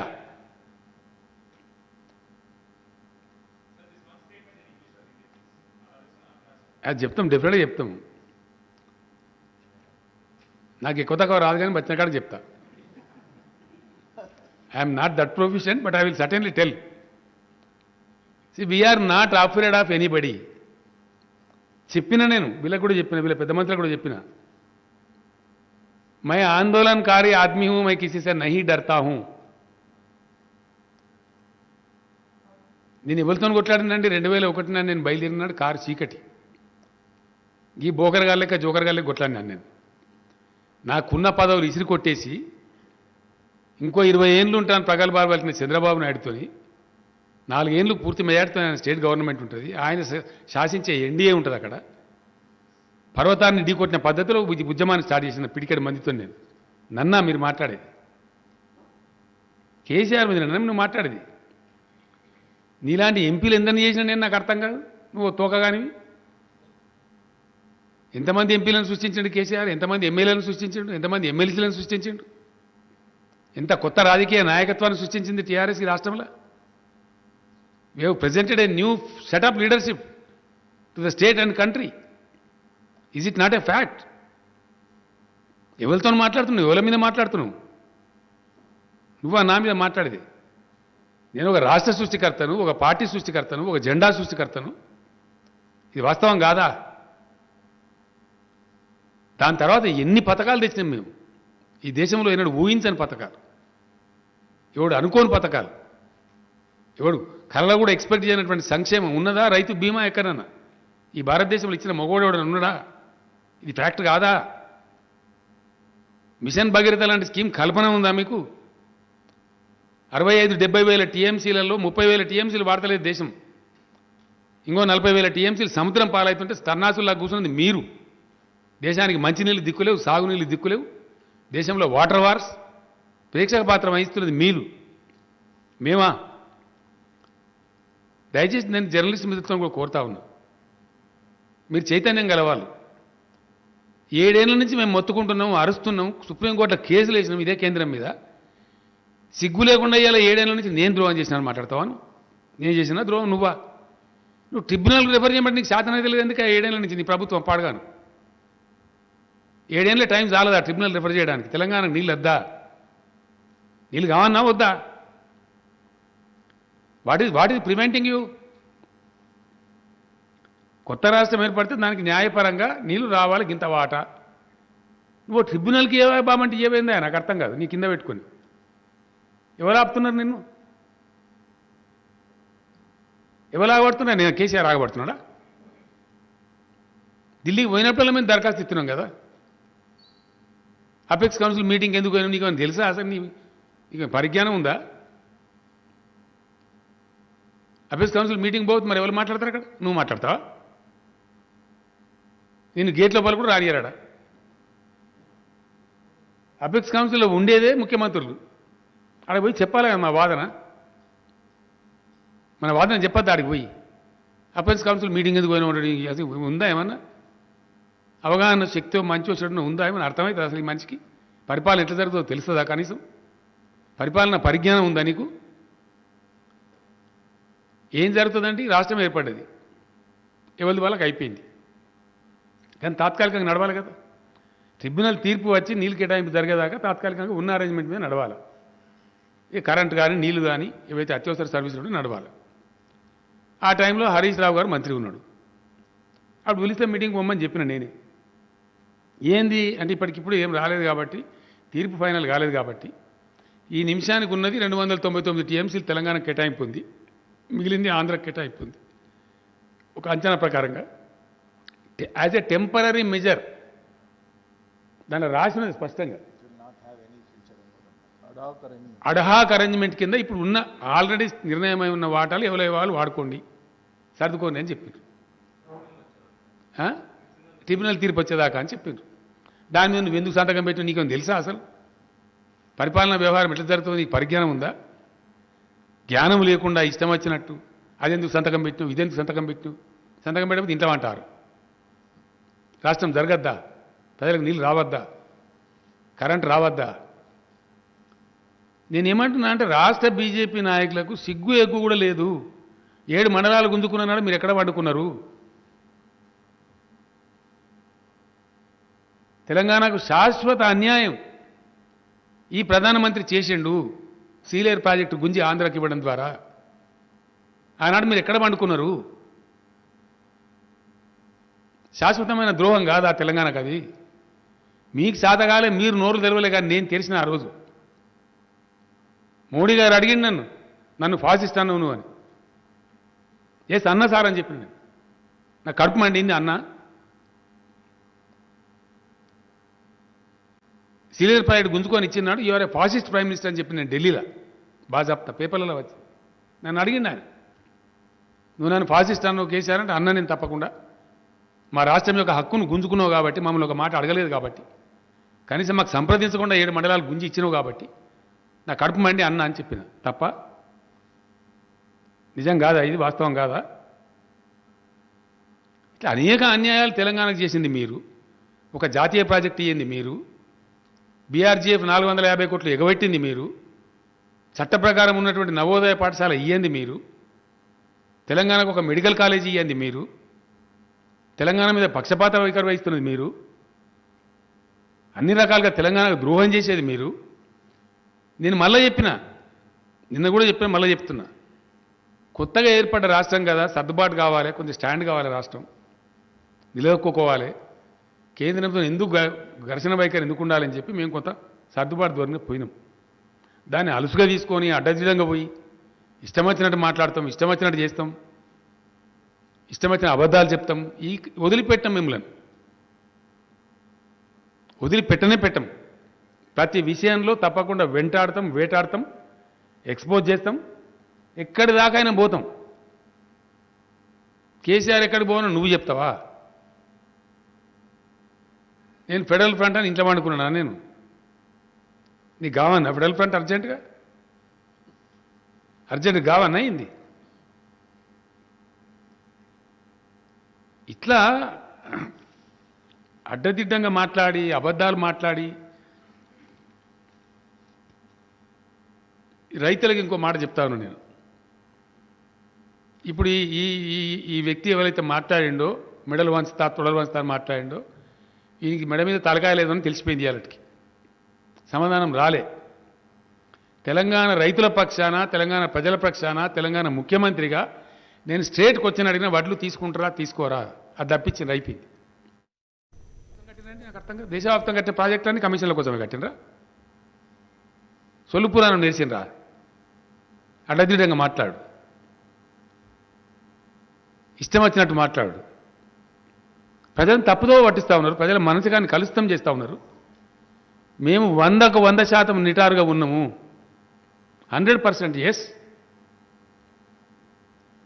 మాకు వచ్చే డబ్బులు కూడా, పార్టీకి వచ్చే నిధులు కూడా బాజాప్తా లెక్కలు చెప్తున్నాం మేము. We're not concealing anything. గత ప్లీనరీ సందర్భంలో నేను లెక్క చెప్పిన 250 కోట్ల రూపాయలు మనకు నిధులు వచ్చినాయి, బాజాప్తా పార్టీ అకౌంట్లో పెట్టినాం ఫిక్స్డ్ డిపాజిట్లో. దాని మీద వచ్చే నెలవారీ ఇంట్రెస్ట్తో ఖర్చులతో నడుపుకుంటాం పార్టీ అని చెప్పినాం. మళ్ళీ 200 కోట్లు వచ్చినాయి మాకు, బాజాప్తా వచ్చినాయి మీరు పెట్టిన చట్టం ప్రకారమే. ఇప్పుడు 450 కోట్లు మా బ్యాంకులలో డిపాజిట్లు ఉన్నాయి బాజాప్తా. అది కూడా మొన్న ప్లీనరీలో ఓపెన్గా చెప్పిన కుండబద్దలు కొట్టి. మేము దాచిపెట్టుకోలేం కదా అట్లా. వస్తే ఇంకో 400 కోట్లు వస్తాయి మాకు దబన. నీకెందుకు కన్నుకుంటూ నాకు అర్థం కాదు. ఎందుకు ఏడ్చి పడుతున్నావు మాకు మా మీద? దేశంలో ఉండే చట్టాల ప్రకారం కదా, ఈ దేశంలో ఉండే రాజకీయ పార్టీల ప్రకారం కదా. అది మీకు డైజెస్ట్ కాదు. మీలాగా మేము మందిని బ్లాక్మెయిల్ చేయము, వీలం వాళ్ళం బెదిరించి పైసలు అడుక్కొని బతకం మేము. మీరు రుజువర్తనతో నిజాయితీగా, కరప్షన్ లేకుండా, అవినీతి లేకుండా డిసిప్లిన్తో నడుపుతున్నాం ఇక్కడ ప్రభుత్వాన్ని. అందువలన ఇక్కడ ప్రగతి వస్తున్నది. ఎట్లా వస్తుంది ప్రగతి? బట్టిగా వస్తుంది. ఇది వచ్చిన పారిశ్రామికవేత్తలంతా పొగుడుతున్నారు మమ్మల్ని. ఇక్కడ హరాస్మెంట్ లేదు, ఇక్కడ లంచాలు తక్కువ ఉన్నాయి, అసలు లేవు, చాలా వరకు లేవు. మేము టీఎస్ ఐ పాస్ పెట్టినాం, దాని ప్రకారం ఇలా పర్మిషన్లు ఇస్తా ఉన్నాం. టీఎస్ బి పాస్ పెట్టినాం అవినీతి నిరోధించడానికి. రెవెన్యూ రికార్డ్స్ డిజిటలైజేషన్ చేసినాం, ధరణి పోర్టల్ తెచ్చినాం, దానివల్ల అవినీతి నిర్మూలించగలిగినాం. ఇవాళ మునుపు రిజిస్ట్రేషన్ అంటే పెద్ద భయంకరం, ఇవాళ ఎంత బ్రహ్మాండంగా ఉంది, ఎంత అద్భుతంగా ఉంది. ఇవాళ 15 నిమిషాల్లో పోయి మంచిగా చేసుకొని పోతున్నారు.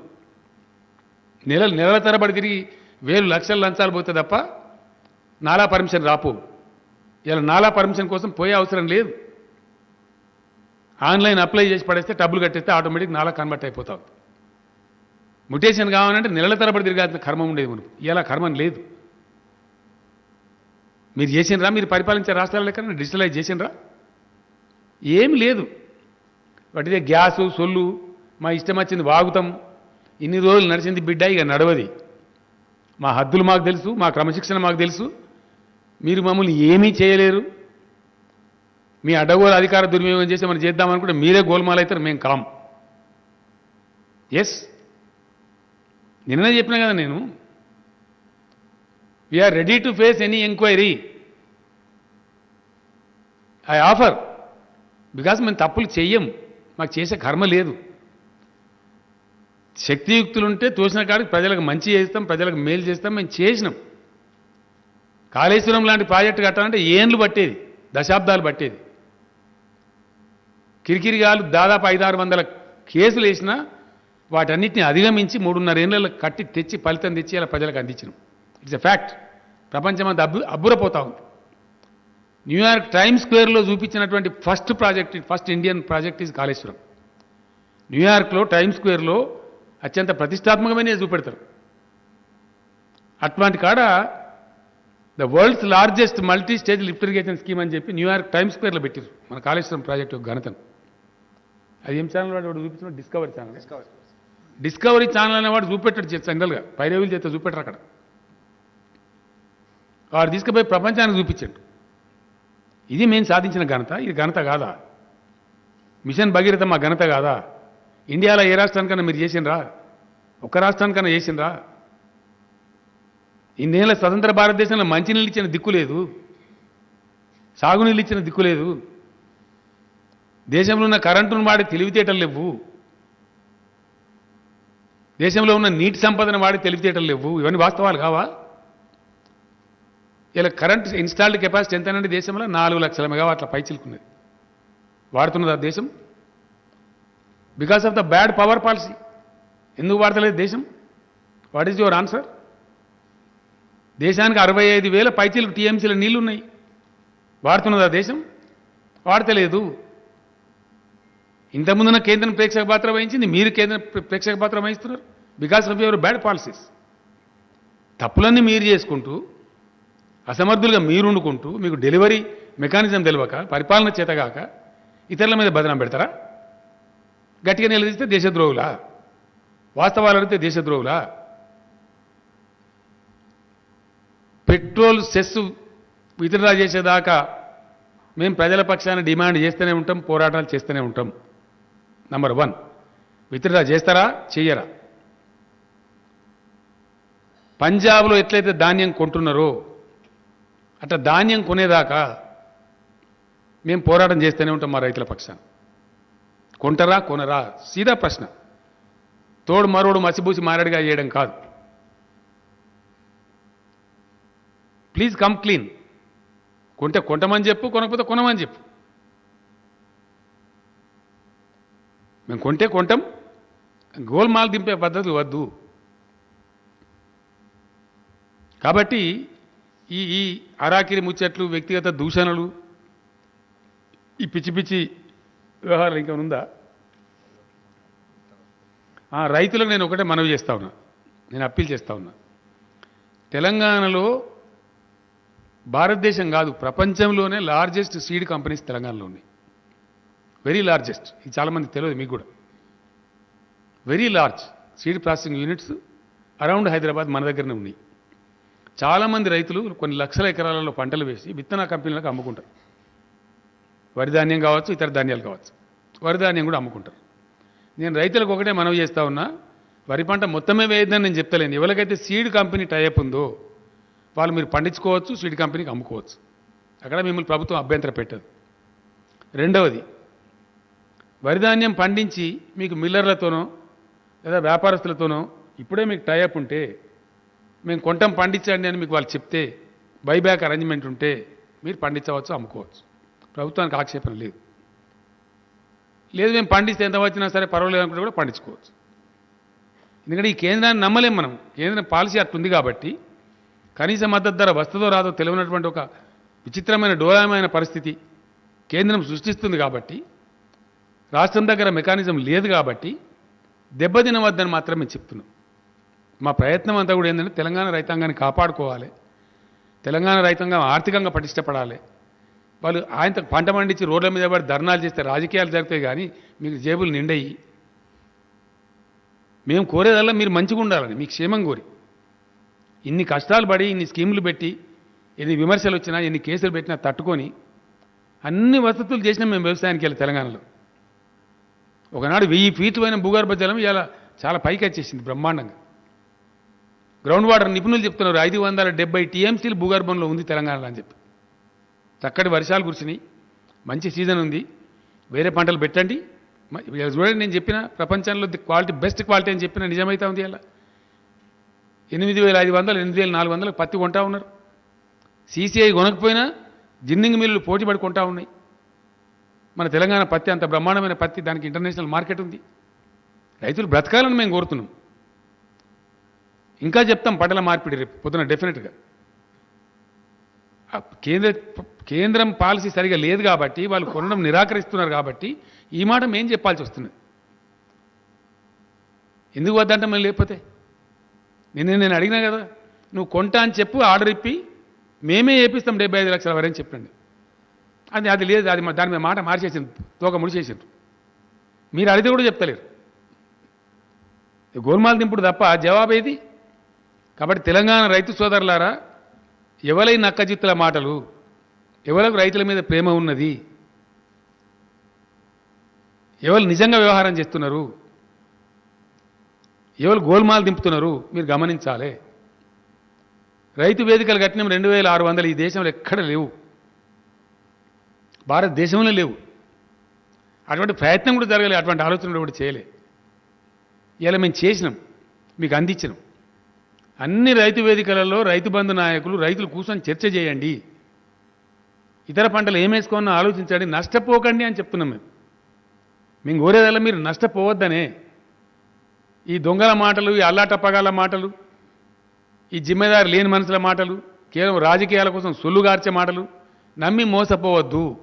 మీరు ఆర్థికంగా దెబ్బతినద్దు, మీరు మంచిగా ఉండాలి, మీరు క్షేమంగా ఉండాలనేదే మేము కోరేది. మాకు వేరే ఉద్దేశం లేదు. మీరు విత్తన కంపెనీలకు అమ్ముకుంటే అమ్ముకోండి, మీకు టైఅప్ ఉంటే. ఎవరైనా వ్యాపారస్తులు కానీ మిల్లర్లు కానీ మీ ధాన్యం కొంటామని మీకు బైబ్యాక్ ఇస్తే అమ్ముకోండి, పంటలు పండియండి, అమ్ముకోండి, మాకు అభ్యంతరం లేదు. మీరు తినడం కోసం అవసరం ఉంటుంది, మీ సొంత తిండి కోసం మీరు పండించుకొని తింటామంటే తినండి, మేము అభ్యంతరం పెడతలేము. కానీ అమ్ముడు పోతుందేమో అనే మిషలో వేసి నష్టపోవద్దని మేము కోరుతున్నాం. మీకు సీడ్ అందుబాటులోకి తెస్తాం, ఇతర పంటలు ఏం వేసుకోవాలని చెప్తారు. వ్యవసాయ శాఖ అధికారులు సిద్ధంగా ఉన్నారు, మంత్రి గారు సిద్ధంగా ఉన్నారు, రైతు వేదికలలో ఆల్రెడీ చెప్తా ఉన్నారు. ఎందుకంటే ఈ డొల్ల నాయకులను, ఈ కేంద్రాన్ని నమ్మి మునుగవద్దు తెలంగాణ అనేది నా బాధ. ఇప్పుడిప్పుడే మన తెలంగాణ బతుకులు తెల్లబడుతున్నాయి, కొద్దిగా మంచిగా అవుతుంది, గ్రామాలు కొద్దిగా తెల్లబడుతున్నాయి, ముఖాల మీద చిరునవ్వు వస్తున్నది, రైతుల బతుకు మీద ఒక ఆశ వచ్చింది, ఒక ధీమా వచ్చింది. ఎస్ మా ప్రభుత్వం ఉంది, మమ్మల్ని ఆదుకుంటుందని ఒక ధైర్యం ఉంది. కాబట్టి ఆ ధైర్యం కోల్పోకుండా, మన యొక్క ఆర్థిక పరిస్థితి దిగజార్చుకోకుండా మనం చెడిపోవద్దనే మేము కోరుతున్నాం తప్ప మాకు వేరే ఉద్దేశం లేదు. నేను మీ బిడ్డగా చెప్తా ఉన్నా, నా ప్రాణం మీద తెచ్చుకొని కూడా నేను తెలంగాణ సాధించి తెచ్చిన మనిషిని. నేను అల్లాటప్పది చేసే వ్యక్తిని కాదు, నాకు అవసరం లేదు. ఆ దెబ్బ పడద్దు మనకు, మా రైతులు చెడిపోవద్దు, మా రైతులు పురోగమించాలి, ఇంకా బాగుపడాలి, ఇంకా ఆర్థికంగా బలపడాలని నేను కోరుతా తప్ప నష్టపోవద్దు అనేదే మా ఆవేదన. కాబట్టి ఈ పిచ్చోళ్ళు మాట్లాడే మాటలు పట్టుకొని మనం కుక్కతో పట్టుకొని గోదావరి ఇదినట్టు అవుతుంది, పనికిరాదు, వీళ్ళు కొనరు, వీళ్ళ సంగతి బయటపడ్డది. ఇప్పటికైనా ధర్నా చేద్దాం, శుక్రవారం నాడు తల్లి రాంటి వేలాదిగా డిమాండ్ చేద్దాం కేంద్రాన్ని, అవసరమైతే యాందాకైనా పోదాం, డిసెంబర్ దాకా మనం వేసుకోవచ్చు. వాళ్ళు కొంటమని హామీ ఇస్తే వేసుకుందాం. ఎస్, విత్తనాలు రెడీ చేపిస్తాం, మీకు తెప్పిస్తాం, ఇస్తాం, మీరు భయపడే అవసరం లేదు. కానీ వాళ్ళ పరిస్థితి చూస్తూ ఉంటే నమ్మకం కలగడం లేదు. వీళ్ళని ఎక్కడికక్కడ మీరు నిలదీయాలి.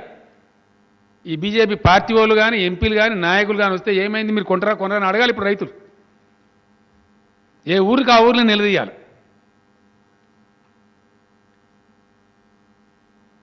ఇంకా మేము పాదయాత్రలు చేస్తాము, పాదయాత్ర ఏ దూరం ఇప్పుడు, ఇక ఏ ఊరికి ఆ ఊరిని నిలదీపిస్తాం, క్వశ్చన్ చేస్తాం డెఫినెట్గా ప్రజల పక్షాన. రైతులు వచ్చి అడుగుతారు మిమ్మల్ని, మేము పండించే ధాన్యం కొనరా అని అడుగుతారు మిమ్మల్ని. ఎందుకంటే ఆ బాధ్యత కేంద్రం మీద ఉన్నది, మీ మీద ఉన్నది. దళిత బంధు మీద మాట్లాడతారు. నిన్న కూడా చెప్పిన నేను, దళిత బంధు పథకం యథాతథంగా అమలు జరుగుతుంది. నేను మళ్ళీ చెప్తున్నా స్పష్టంగా, హుజురాబాద్ నియోజకవర్గంలో సంపూర్ణంగా అమలు జరుగుతుంది. దళిత బంధు మాట్లాడే తెలివి ఉన్నది నీకు, నీ ముఖానికి నీకేమైనా బాధ్యత ఉన్నది? నీకు తెలుసా దళిత బంధు ఏందో? అది ఎట్లా పుట్టిందో తెలుసా? నీకు ఎందుకు పుట్టిందో తెలుసా? దాని లోతుపాతులు కనీసం మీకు అర్థమైతాయా? దళిత బంధు స్కీమ్లో మేము కోరుతున్నది ఏంటండి, ఏ బ్యాంకు బాదర బందీ లేకుండా, తిరిగి చెల్లించేటువంటి అవస్థ, కిస్తీల కిరికిరి లేకుండా, దాంతో వాళ్ళు పైకి రావాలి ఆర్థికంగా, సామాజికంగా అని మా ఉద్దేశం. ప్రపంచంలోనే ఎక్కడ లేదు దళిత బంధు లాంటి స్కీమ్ ఎంటైర్ వరల్డ్లో. అనగారిన జాతులను ఆదుకోవడానికి జరుగుతున్న గొప్ప ప్రయత్నం ప్రపంచంలోనే, ఎంటైర్ వరల్డ్లో. తరతరాల దోపిడీకి గురైన జాతి కాబట్టి, వేల సంవత్సరాల నుంచి పోయింది కాబట్టి వాళ్ళని ఆదుకోవాలని చెప్పి మేము ప్రయత్నం చేస్తున్నాం. మేము రిలీజ్ చేయమంటాం, నీ ముఖం అనేది రిలీజ్ చేసి. అంత ఉందాతనం ఉన్న కేంద్రమే అయితే మేము కూడా ఇస్తాం పడవా? నువ్వు 10,000 కోట్లు పెడతా అంటున్నావు కదా, 20,000 కోట్లు పెడతా అంటున్నావు, మేము ఇస్తాం ఒక 20,000 కోట్లు. గొప్ప మంచి పని, మేము పార్టిసిపేట్ చేస్తామని ఎంకరేజ్ చేయాలి, భుజం తట్టాలి. రిలీజ్ చేయమా? మేము ఎందుకు చేయమండి? ఆల్రెడీ 2,000 కోట్లు రిలీజ్ చేసి పెట్టినాం అక్కడ హుజురాబాద్లో. ఏం చేస్తాం? స్కీములు పెట్టుకునేటప్పుడు అందరు ట్రాక్టర్లో ఉన్నారనుకోండి, అందరు కార్లో కొనుక్కున్నారు అనుకోండి, తెలియక పాపం అందరూ ఒకటే రకమైన స్కీమ్ పెట్టుకున్నారు అనుకోండి, ఆయన నడవది, ఈయన నడవది. ఆ మినిమం నాలెడ్జ్ వాళ్ళకి ఇచ్చి, వాళ్ళకి ఏం చేసుకుంటే మంచిదో చెప్పి, వాళ్ళకి వచ్చిన విద్య పని చేసుకోవచ్చు, లేదా ఈ పనులు నేను గైడ్ చేయొచ్చు. దాన్ని చూసి కలెక్టర్ల ఆధ్వర్యంలో ఇచ్చుకోమని చెప్పినాం. చాలా గొప్పగా. భారతదేశ చరిత్రలో మొట్టమొదటిసారి దళితులకు అన్ని ప్రభుత్వ లైసెన్సులు ఇచ్చే వాటిలో రిజర్వేషన్ పెడుతున్న ఏకైక రాష్ట్రం తెలంగాణ. కాదా? ఫ్యాక్ట్ కాదా అది? నిన్న ఉత్తర్వులు జారీ కాలేదా? ఎక్సైజ్ వైన్ షాప్లలో, బార్ షాప్లలో? ఎస్, అన్నిట్లో పెట్టబోతున్నాం. మెడికల్ షాప్లలో వాటా ఇస్తాం, ఫర్టిలైజర్ షాప్లో వాటా ఇస్తాం, హాస్టల్ సప్లైస్, హాస్పిటల్ సప్లైస్లో వాటా ఇస్తాం. ఇంకా ప్రభుత్వం లైసెన్సులు ఇచ్చి పెట్టించే ప్రతి దానిలో దళితులకు రిజర్వేషన్ కల్పిస్తాం. వాళ్ళు పైకి రావాలి, వచ్చి తీరాలి. నేను ఎత్తుకున్నా ఆ పని, నేను ఎత్తుకున్నా, కేసీఆర్ ఎత్తుకున్నాడు. తెలంగాణ దళిత జాతికి నేను ఒక్కటే మాట చెప్తా ఉన్నా, 100% చెప్పింది చెప్పినట్టు దళిత బంధు పథకం అమలు జరుగుతుంది. అందులో ఈ సన్నాసుల మాటలు మీరు పట్టించుకోవద్దు. ఎస్, ఈ ఆర్థిక సంవత్సరంలో జరిగేది నేను మళ్ళీ చెప్తా ఉన్నా. హుజూరాబాదులో ప్రతి కుటుంబానికి ఇస్తాము, ప్రతి దళిత కుటుంబానికి. నంబర్ 1. 4 మండలాలు ఏవైతే సంపూర్ణంగా తీసుకున్నామో వాటికి రిలీజ్ చేసిన డబ్బులు ఆల్రెడీ ఒక 200 కోట్లు రిలీజ్ కూడా అయినాయి. నేను స్వయంగా ఆ మండలాలకు పోతున్నాను. అది చింతకాని కావచ్చు, అది తిరుమలగిరి కావచ్చు, అది చారగొండ కావచ్చు, లేదా నిజాం సాగర్ కావచ్చు. నేనే స్వయంగా పోతాను. త్వరలోపలని వాళ్ళని పిలిచి ఇక్కడ రిసోర్స్ పర్సన్స్తో సమావేశం కూడా పెడతాం హైదరాబాద్లో. అక్కడ కూడా 100% ఫ్యామిలీస్కి ఇంప్లిమెంట్ చేస్తాం. 3, స్టెప్ నెంబర్ 3, ఈ మార్చి లోపల అమలు చేసే పద్ధతి ఏంటంటే, హుజూరాబాద్లో ప్రతి ఇంటికి సంపూర్ణంగా అమలు చేస్తాం. నంబర్ 1. తీసుకున్న 4 ప్రత్యేకమైన మండలాలు ఇప్పుడు నేను చెప్పిన పేర్లు ఏవైతున్నాయో అక్కడ సంపూర్ణంగా అమలు చేస్తాం. నంబర్ 2. నంబర్ 3, ఈ మార్చి లోపల అమలు చేసేది మిగతా నియోజకవర్గాలన్నింటిలో కూడా నియోజకవర్గానికి 100 కుటుంబాల చొప్పున. ఎందుకంటే అక్కడ అలవాటు రావాలి, ప్రాక్టీస్ రావాలి. నెక్స్ట్ ఇయర్ బడ్జెట్లో చాలా ఎక్కువ డబ్బులు పెడతాం కాబట్టి ఆ పథకం సద్వినియోగం కావాలి, సఫలం కావాలి. కాబట్టి ప్రతి కలెక్టర్కు, ప్రతి ఎమ్మెల్యేకు ట్రైనింగ్ రావాలి. కాబట్టి ఎవ్రీ అసెంబ్లీ కాన్స్టిట్యున్సీలో కూడా దాన్ని 100 మందికి చొప్పున, 100 కుటుంబాల చొప్పున ఇంప్లిమెంట్ చేస్తాము. ఇది మార్చి వరకు దళిత బంధు ప్రోగ్రాం. నెక్స్ట్ మార్చిలో as a chief minister I'm declaring 20,000 crores పెడతా ఉన్నాం. అంటే 2 లక్షల కుటుంబాలకు వస్తుంది నెక్స్ట్ ఫైనాన్షియల్ ఇయర్లో. ఇంకా తెలంగాణ ఆర్థిక పరిస్థితి బాగా పెరుగుతూ ఉంటే పెంచుకుంటా పోతాము. ప్రతి సంవత్సరం కొన్ని లక్షల కుటుంబాలకు ఇచ్చుకుంటూ ఒక 4-5 సంవత్సరాలలో దశల వారీగా కంప్లీట్ చేస్తాము. ఇది దళిత బంధు. దీన్ని కాంక్రీట్గా చేస్తాం. తెలంగాణ దళిత జాతి ఎంత బాగుపడుతుందో మీకు ఏడాది 2 నెలల ఫలితాలు చూపిస్తాము, ఆచరించి చూపెడతాము. నెక్స్ట్ ఎలక్షన్ లోపలనే కనీసం 4-5 లక్షల కుటుంబాలు, 5-6 లక్షల కుటుంబాలకు పోయేటట్టుగా చర్యలు తీసుకుంటాము. అన్ని కుటుంబాలకు ఇంక్లూడింగ్ ఎంప్లాయీస్తో సహా ఇస్తామన్నాము. ఎంప్లాయీస్కు చివరి వరుసలో ఇస్తామని చెప్పినాము. మాకు బేసిజాలు లేవు, మేము తప్పులు చెప్పం. తూచా తప్పకుండా చెప్పింది చెప్పినట్టు చేసి చూపిస్తాం. ఇప్పటిదాకా చేసి చూపించినాం, రేపు కూడా చేసి చూపిస్తాం. నిరుద్యోగ యువకులకు కూడా నేను చెప్తా ఉన్నా, వాడోడు వీడోడు అడ్డమైనోడు మాట్లాడితే మీరు అనవసరంగా ఇబ్బంది పడకండి. మంచి ఉద్యోగ కల్పన జరుగుతూ ఉంది. ప్రభుత్వంలో వచ్చే ఉద్యోగాలలో టీఆర్ఎస్ ఈ రాష్ట్ర సాధన కోసం ఉద్యమం చేసిన పార్టీ, ఉద్యోగ నియామకాల మీద అన్యాయం జరిగిందని కొట్లాడిన పార్టీ ఇలా 95% లోకల్ రిజర్వేషన్లు సాధించి పెట్టింది. మీకు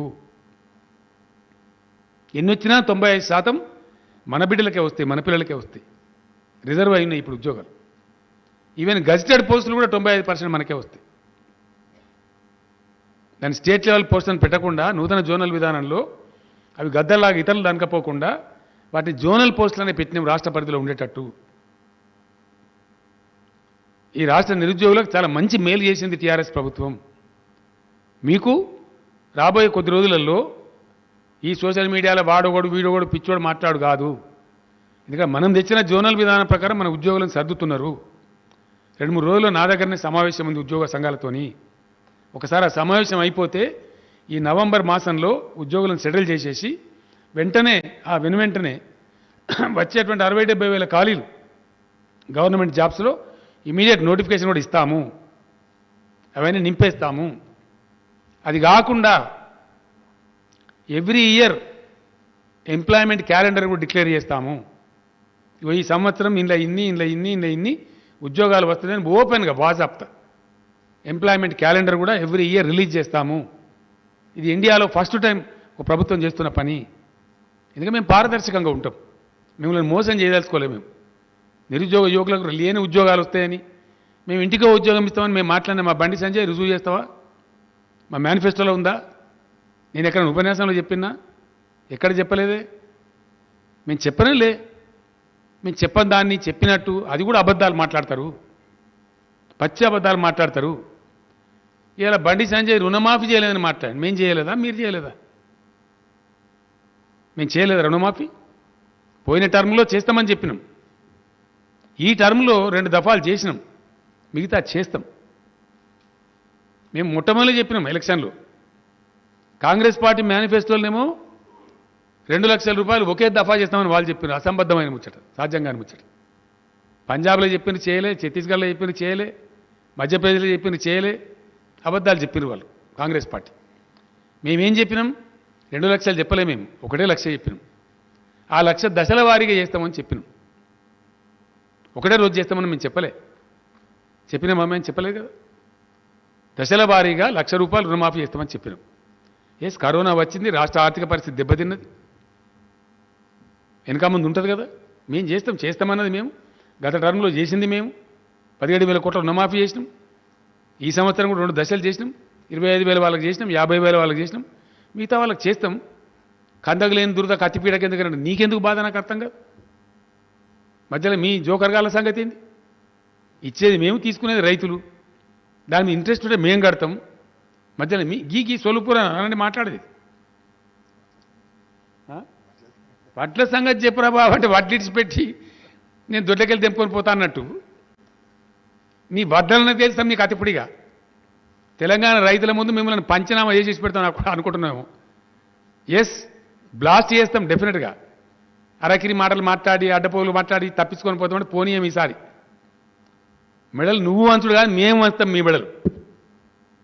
ఈ దేశ పౌరులుగా, ఈ దేశంలో భాగస్వాములుగా మీ మెడలు వంచుతాం గ్యారంటీగా. నువ్వు వంచుతావు మెడలు, మేము మంచి చూపిస్తాం నీ మెడలు. అడుగును నిలదీస్తాం. ఎస్, డెఫినెట్గా తప్పించుకొని పోలేరు. నువ్వేదో క్షుద్రమైన మాటలు, నీచమైన మాటలు, వ్యక్తిగత నిందలు, నీ దిక్కుమాలిన బెదిరింపులు ఎవ్వడు భయపడాడు. ఇక్కడ తిప్పి కొడతాం, గింగిరాలు తిరగాలి. అక్కడిక్కడ చేసినట్టు అరాకిరి చేస్తామంటే మేమేమి లఫుట్ పనులు చేయలే, మాకు అవసరం లేదు, చేసే అక్కడనే లేదు. అన్ని అడ్డంపుడు నీ ఫామ్ హౌస్, నా ఫామ్ హౌస్ దుంతావు, వస్తావా? దా నా ఫామ్ హౌస్ కాడ గొర్రెలు ఉంటాయి, బర్రెలు ఉంటాయి, అన్నీ ఉంటాయి. దా. నేను తమాషా మాట్లాడుతున్నావా? నీ అయ్యదా నా ఫామ్ హౌస్? నాకు అర్థం కాదు. మేము చెమటవాడివి కష్టం చేసుకొని వ్యవసాయం చేసుకుంటాం. అక్కడ బాధ్యత కొనుక్కున్న భూములు అవి, రికార్డు ఉంది మాకు. మేము ఎన్నికల అఫిడవిట్లో చూపెడతాం, ఇన్కమ్ ట్యాక్స్లో చూపెడతాం, ప్రతి సంవత్సరం రిటర్న్స్లో. మాకు దొంగ లెక్కలు ఉండేవి మాకు.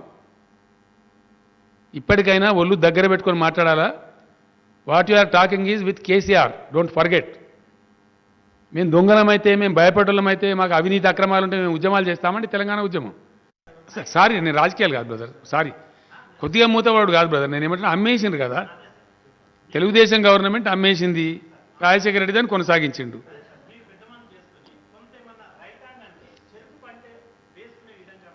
మీరు మంచి క్వశ్చన్ అడిగినరు, నాకు లాభం కూడా జరుగుతుంది, మన ప్రజలకు కూడా లాభం జరుగుతుంది. చెరుకు పంట విషయంలో, నిజాం షుగర్ ఫ్యాక్టరీ విషయంలో నేను చెప్పిన, ఇప్పుడు స్పీకర్గా ఉన్నటువంటి పోచారం శ్రీనివాసరెడ్డి గారు అప్పుడు వ్యవసాయ శాఖ మంత్రిగా ఉన్నారు. ఆయన కూడా స్వయంగా రైతు. నేనేం రిక్వెస్ట్ చేసిన అంటే, ఒకవేళ మన రైతులు చెరుకు పండించేదానికి సిద్ధంగా ఉంటే, గతంలో పండించిన రాష్ట్రమే మనం, అలవాటు కూడా ఉంది, నీళ్ళు కూడా తెస్తాం, ఎట్లాగో ప్రాజెక్టులు కడుతున్నాం కాబట్టి సొసైటీలు పెట్టుకోవాలి. ఏమైందంటే మన దగ్గర 30-35 టన్స్ దాటదు బ్రదర్ మన ప్రొడక్షన్. అదే మహారాష్ట్రలో శరద్ పవార్ గారి నాయకత్వంలో అక్కడ చాలా అద్భుతంగా సొసైటీలు పెట్టుకొని వాళ్ళు 130 టన్స్ దాకా పండిస్తున్నారు పర్ ఎకర్. కొత్త వంగడాలు, కొత్త రీసెర్చ్ చేసి. నేనేమన్నా అంటే, మీకు రైతులకే ఇస్తా, మళ్ళీ ప్రభుత్వం నడపదు, దాన్ని కొని వాపస్ తీసుకొని పూర్తి స్థాయిలో రిపేర్ చేసి టిప్ టాప్ చేసి మీకు ఇస్తాము, మీరు పోయి చూసిరండి మహారాష్ట్ర కన్నా పంపించిన వాళ్ళు. పోచారం శ్రీనివాసరెడ్డి గారితో పాటు కొన్ని వందల మంది రైతులు పోయిన మహారాష్ట్ర చూసిండు వాళ్ళు. మీరు ఒకవేళ యాజమాన్య బాధ్యత మీరే తీసుకొని, మీరే సొసైటీ మహారాష్ట్ర టైప్లో నడుపుకుంటామంటే నేను చేసి ఇస్తా అని చెప్పిన. వాళ్ళు నిరాకరించారు. లేదు మీరే నడపాలి ప్రభుత్వం అన్నారు. గిదే ప్రభుత్వం నడిపితే గిదే దందా. ఏమవుతుంది? మళ్ళీ ధర్నాలు, రస్తారోకోలు, ఇప్పుడు అపోజిషన్లో పిచ్చి పనులు ఇవి జరుగుతుంటాయి. కాబట్టి మేము దాన్ని దేవులకు పోలేదు. రెండవ పాయింట్, మీరు చెప్పిన దానిలో మంచి క్వశ్చన్ అడిగిన మీరు. రైతులు దీనిలో విజ్ఞానవంతం కూడా కావాలి. ఇప్పుడు ఉత్తరప్రదేశ్లో ఎక్కడైతే చెరుకు పండిస్తున్నారో, మహారాష్ట్రలో ఎక్కడైతే చెరుకు పండిస్తున్నారో వాళ్ళే ఇప్పుడు ఇబ్బందులు ఉన్నారు. చెరుకు పోయింది, వాల్యూ పోయింది. ఒకప్పుడు కంట్రోల్ చెరుకు, షుగర్. ఇప్పుడు షుగర్ కూడా లేదు, రేట్ లేదు, మార్కెట్ లేదు, డిమాండ్ లేదు. నా ప్రార్థన మీరు అడిగిన దానికి మీకు కూడా చెప్తున్నా నేను, మీరు అర్థం చేసుకోగలుగుతారు కాబట్టి మీ ద్వారా రైతులకు కూడా చెప్తా ఉన్నా. మనకు లాభసాటి అంటే అద్భుతమైనటువంటి మార్కెట్ ఉన్నటువంటి పంట పత్తి పంట. వర్షాకాలంలో 1 కోటి ఎకరాల పత్తి వేసుకున్న బ్రహ్మాండంగా మూమెంట్ ఉంది. మీకు ప్రభుత్వం అండదండగా ఉంటుంది.